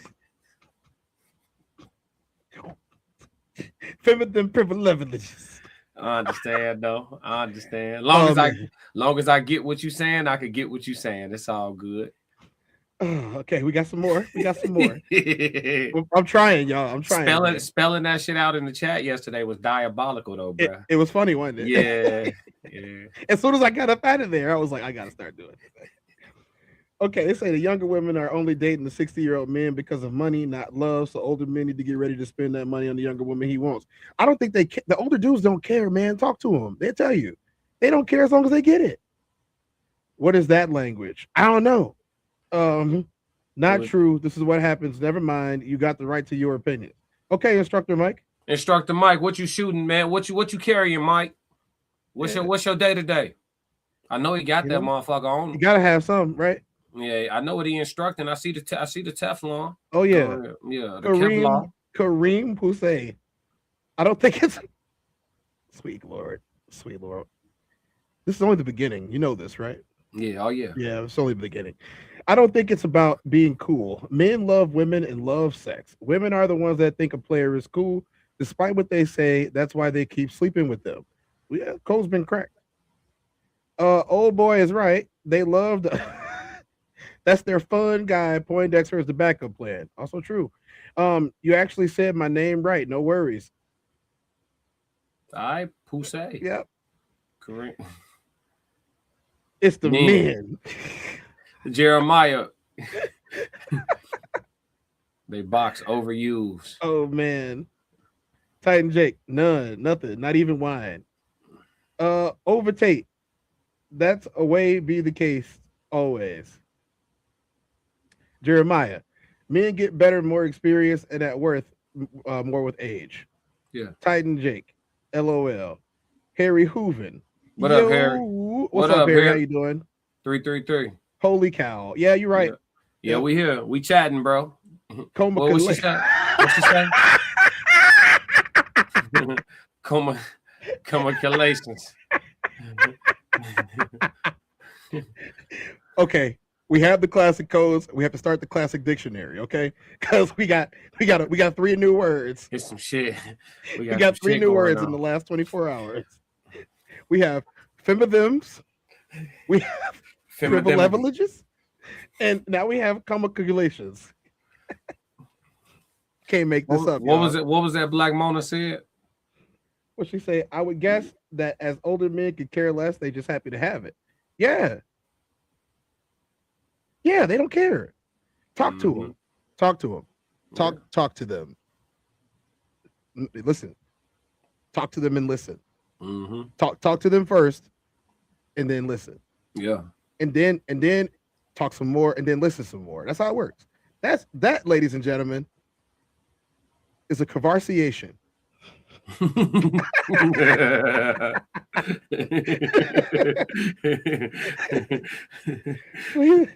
35 to 40 has always been my vibe, even as a young man. Miles, we knew that already. I ain't gonna lie, we knew that already. Miles had that 40 when he was 26. He was cougar hunting. I got an auntie for you, Miles. Yeah, that boy cougar hunting. Come on, Black Mona. Yeah, conversation. We got 4 words now. They out at the club, they at the bar. You know he drinking that good Cavassier. That's a conversation. Go ahead.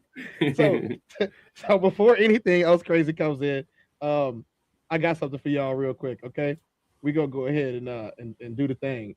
So this is not, we're not ending the show, guys. I'm showing y'all something. So for y'all, hold your horses. I'ma win any type of way. That's a parlay you can take to them. I'm having that aura, I got that glow. They hate it worse when they know that you know. Walk in the room like I'm covered in gold. I used to suppress it, was about to implode. I used to suppress it, was about to explode. Sore thumb in the room everywhere that I go. Black sheep for the fam, used to think something was wrong. Took a little time to realize I was chose. Took a little time to realize I was special. Ever since birth, been a cold under pressure. Wanna be great, gotta do a little extra. That's why I grind with obsession. Everything about me irregular, everything about me is pressure. Maximum effort, no box left unchecked on the checklist, no stone left unturned, mash on the gas and etc. Or farming hoe, I'm up in rank. Step in the room, they paved the way. I get treated like a milli tank. Southpaw like I'm really tank. I do things that they really can't. All right, look, guys. So what we got right here is tickets are available right now.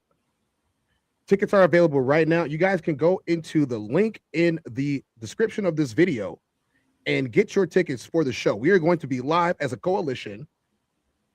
Can we rewind it? Yeah, there we go. We're gonna be, the coalition is gonna be live in Chicago on February 13th. That is next month, y'all. We are less than a month away from the live show from the Raw Society Coalition. That is going to be an in-house event where everybody's going to be there. They are flying up and flying out to meet us in the city of Wind. We also have a concert by the man known as B Class, otherwise known as AKA Classic, from the Classic Codes. Y'all watching the show right now. Your boy the Tez Down will be there. Uncle Plug, Souls of Thought will be in the building. Let's see if I can get Souls on here. Where's the space at? Can we get Souls in here? You know what? We have to go ahead and just let it play through. You know what I'm saying? Yeah, right. There we go. There we go.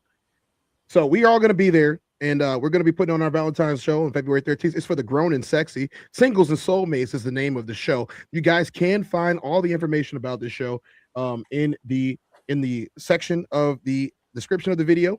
You guys can find all that in there. Make sure you click like and subscribe to all of the channels, and I'm going to get those channels for you right now.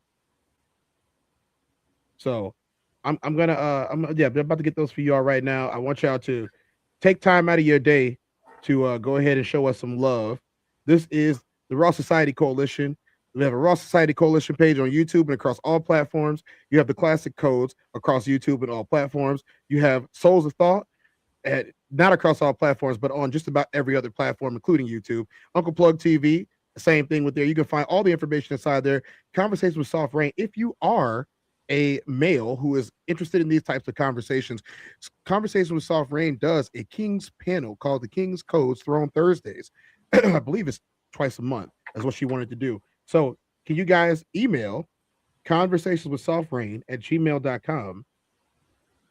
I'm going to put it in the chat. Yeah, the King Codes was dope last week. Definitely was dope. The men's panel that Soft Rain led, it was dope. Some big personalities on there that always make for great conversation. No echo chambers. Everybody being, honest and, agreeing to disagree. You know what I'm saying? Definitely was fire. In the chat down at the bottom, I have highlighted and brought it to the front. Conversations with Soft Rain @gmail.com. That is what you guys want to go to if you want to take part in one of the panels that we do live during the week. If you are a woman, you can do the same thing.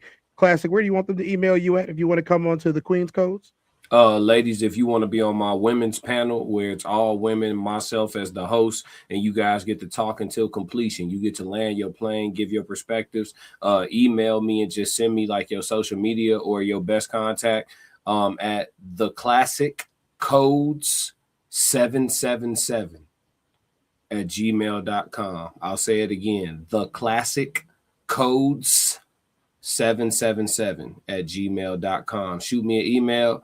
Let me know what your Instagram is, or if you want to just communicate, do it via email, we could do that too, or your TikTok, however you want to talk, whatever your social media, your number, whatever you want to do. Just hit me up. Let me know you're interested. Just say Queen's Codes, and we'll go from there. Always looking for dope personalities and dope perspectives to be a part of the Queen Codes. It's not an environment where the women should feel, uncomfortable at all. Again, it's designed for y'all to be able to talk, you know what I'm saying, and finish y'all thoughts and really give your perspective without the normal level of pushback you see on YouTube.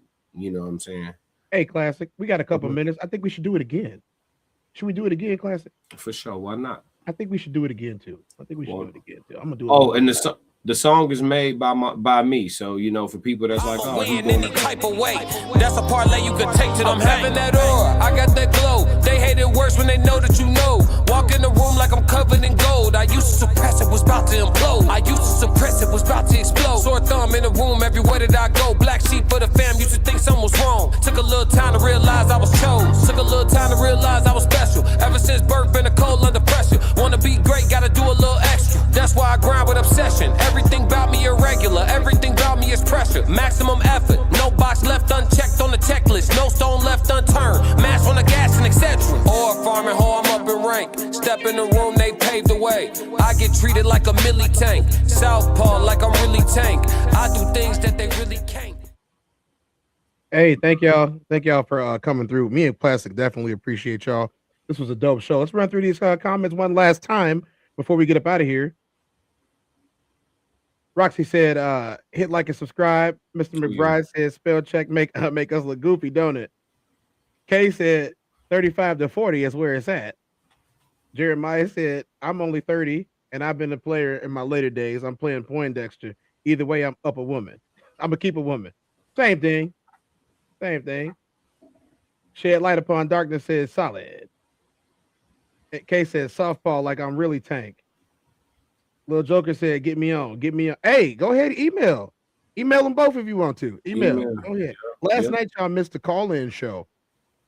How much time you got, Classic? You good, bro? I got time. All right, we're gonna go ahead and take a look at the call-in show from last night. I got a couple more minutes. I could definitely donate to these people that's lovely in here. Shout out to Baracko Drama. Shout out to Sunk of Divinity. There was two callers that called in to the call-in show.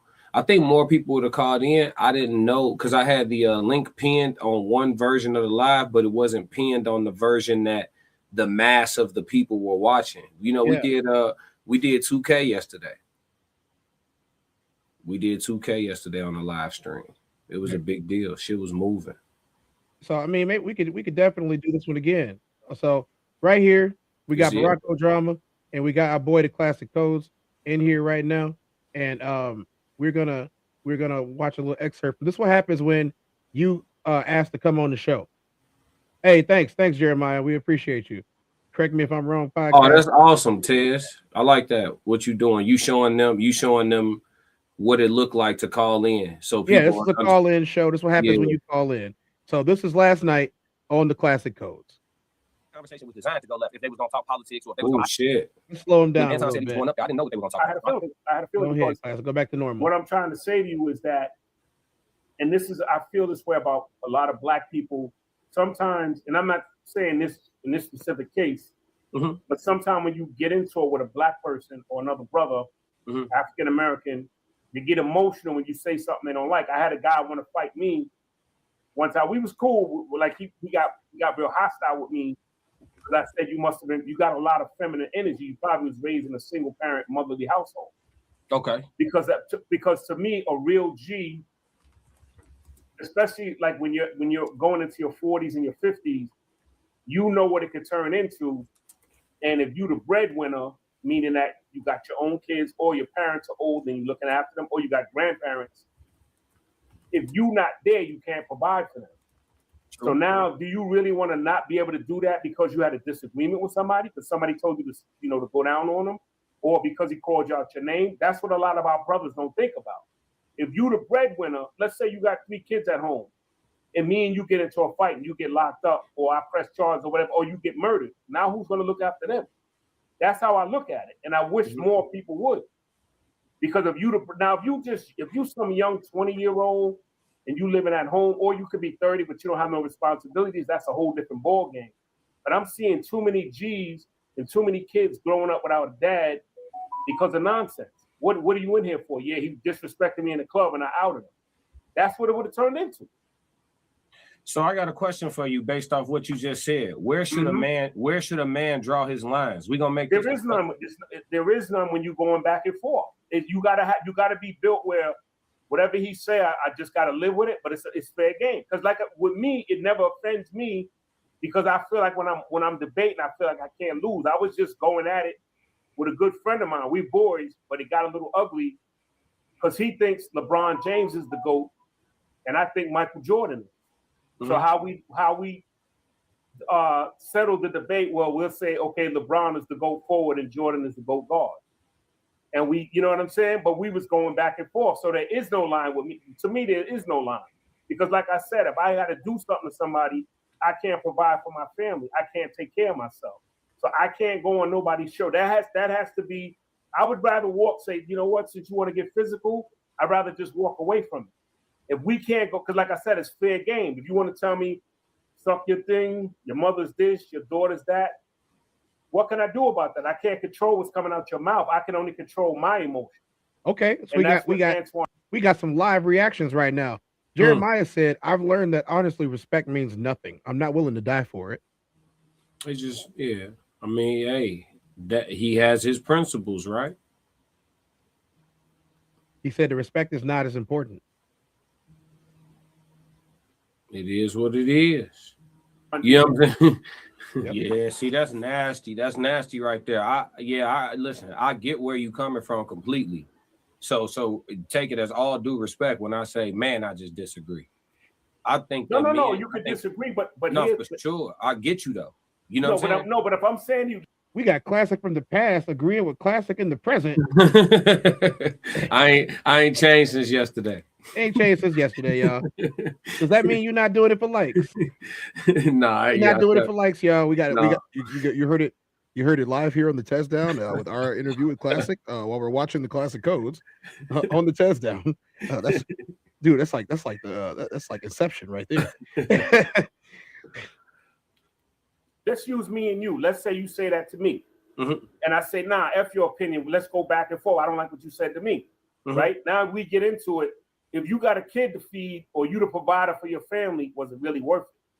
That's what I would want to debate anybody on the planet with that. Yeah, that's the thing. You got to examine a man by his codes, man, and his morals, because everybody don't have the same morals and principles. That's what I'm saying. Like, where should men draw their lines at? Because, okay, so yesterday we was talking about this, right? Because Corey he was setting a boundary. You feel me? Like certain things, bro, you can't say to me. period. And he told him, say it again. And that man didn't say it again. He also apologized too. The man stood down. And then he tried to stand up after standing down. But Corey apologized too for some of the stuff he said too. Right. It wasn't just a one-way street. It was a lot of push-pull. It was a lot of push-pull. But that's what I'm saying. Like I said, to me, this is my solution to that. If you can't take it, don't dish it. Like I said, I'm like, I tell people, I'm like Real Deal Holyfield. I don't know if you know boxing, but I'm just gonna say this. For sure. I'm like Real Deal Holyfield on defense. Mm-hmm. Meaning that I'm gonna let you be Antoine. I'm gonna let you be Antoine. And then on offense, I hit like Mike Tyson and Ernie Shavers. Mm-hmm. That's how, and most people ain't built like that. I realize that they turn into who is it that had it? Like they turn into Lennox Lewis when you're attacking them. They go down when you hit them in the jaw. Right. But when they on offense, they want to attack you and say what they want to say. That's how I feel about 90% of society. They want to. I get blocked all the time on social media. I was going at it with somebody, and he called me something, and I said something I shouldn't have been saying, and I got Facebook blocked me for a while because of the way I was responding. But like I said, when you attacking me, if you pull out a knife, don't get mad at me. What I'm gonna say to you about the Antoine thing, you pull the knife out on me, don't get mad because I pulled the bazooka on you. Yeah, that's how I look at it. I'm not gonna lie. We actually gonna cover that today though, like because I think the demarcations are healthy, and I think that people just don't take checkings well when they don't give them. You know what I'm saying? Like Anton I would say this, for a man who didn't want to fight, Anton handled himself well. He didn't want to fight. I would say I don't think what's his name did either because he didn't swing. He was just talking.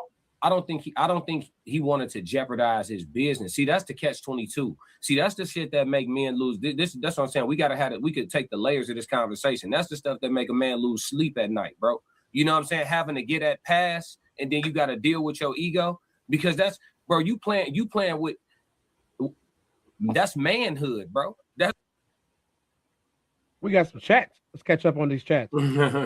This conversation must have been better. Look. Hey, it's better than you thought it was. I got to go ahead, drop the edit. I mean, I knew it was some good dialogue. You know what I'm saying? But the real definition of respect never changed. Shed light upon darkness. Uh-huh. Jeremiah said, I came up gangster. I seen too many lives lost on respect is all I'm saying. I respect it. I respect it. Shed light upon darkness says, so the definition of respect doesn't mean nothing. I don't know how to say this, but it's a reaction to fourth wave feminism, fourth wave dominance over men, not equality. MGTOW means men going their own way. So men going their own way is a reaction to the fourth wave feminism, fourth wave equal dominance over men, not equality. All right. Respect is showing high regard, esteem, or admiration to someone or something due to their qualities, achievements, or importance. Kay says, a lot of us are alienated and isolated to the point where we really don't have anything to lose. So if someone insists on fucking with you and disrespecting you, it's like, what else you gonna do? Jeremiah said, I tell my little bros all the time, if we're going to war, let's go to war, but learn how to pick your battles because everyone can be your last. Yeah. It is what it is. It is what it is. Hey, light upon darkness said, agree to Jeremiah. Here's the thing.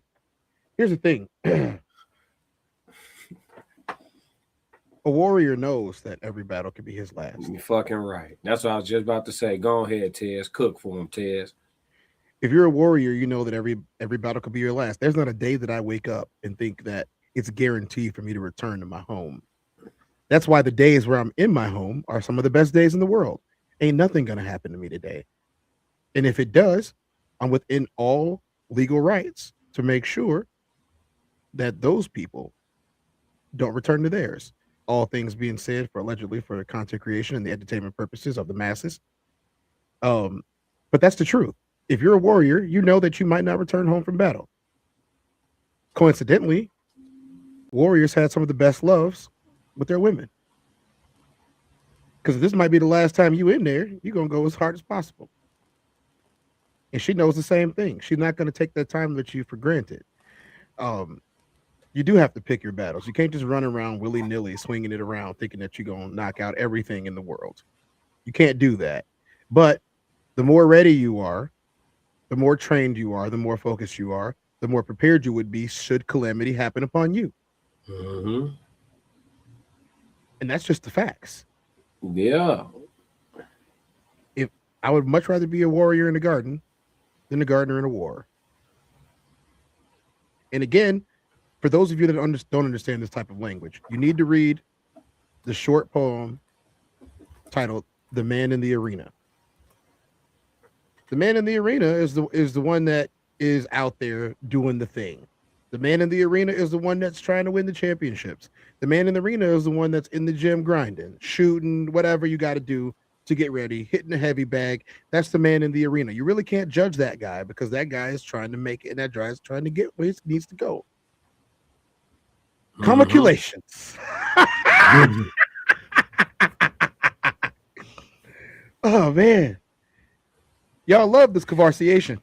Yes, you know we stuck with that for the rest of our careers, right? We are stuck with that. We are stuck with conversation. Yeah, conversation. Let's have a conversation, Shawty.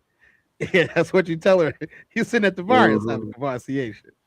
Oh yeah, Calculations. Calculations. Fem of them.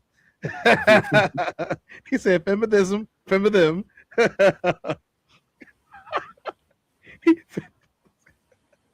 I can't.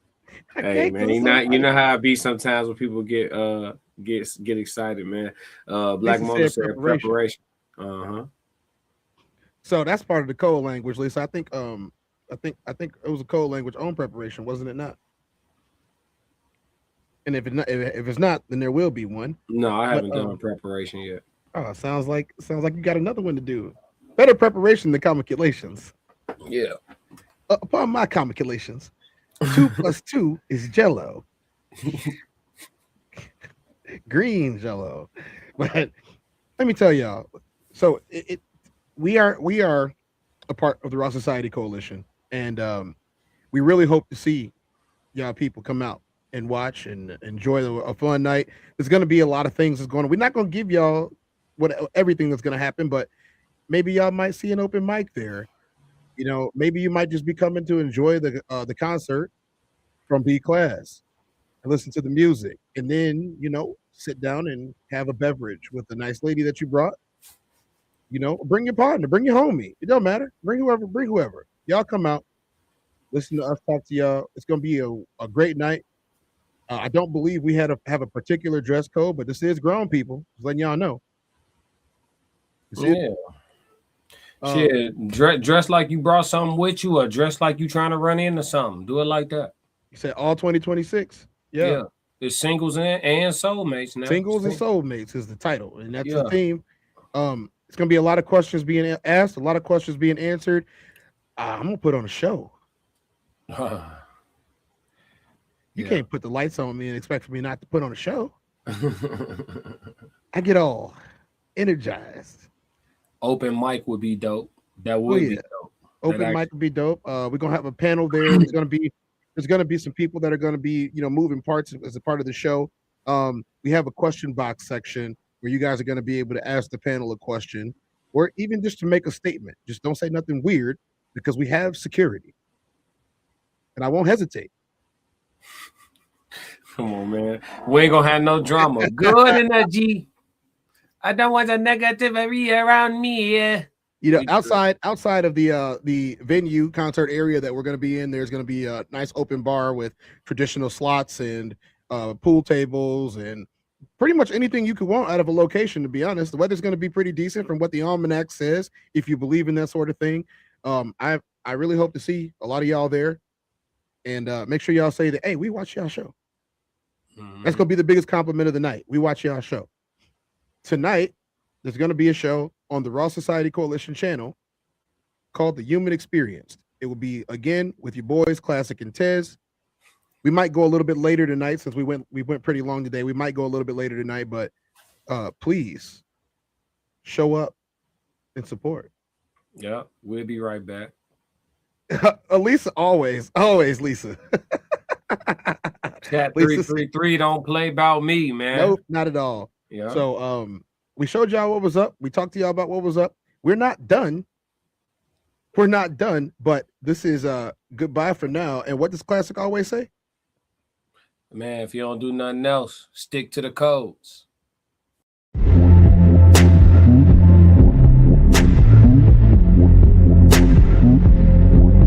I'm the Tez.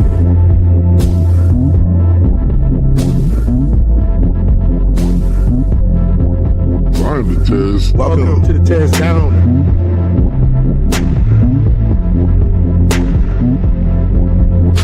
Welcome. I'm the Tears.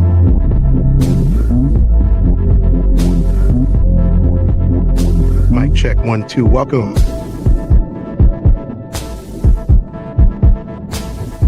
Welcome to the Tears Down. Party time.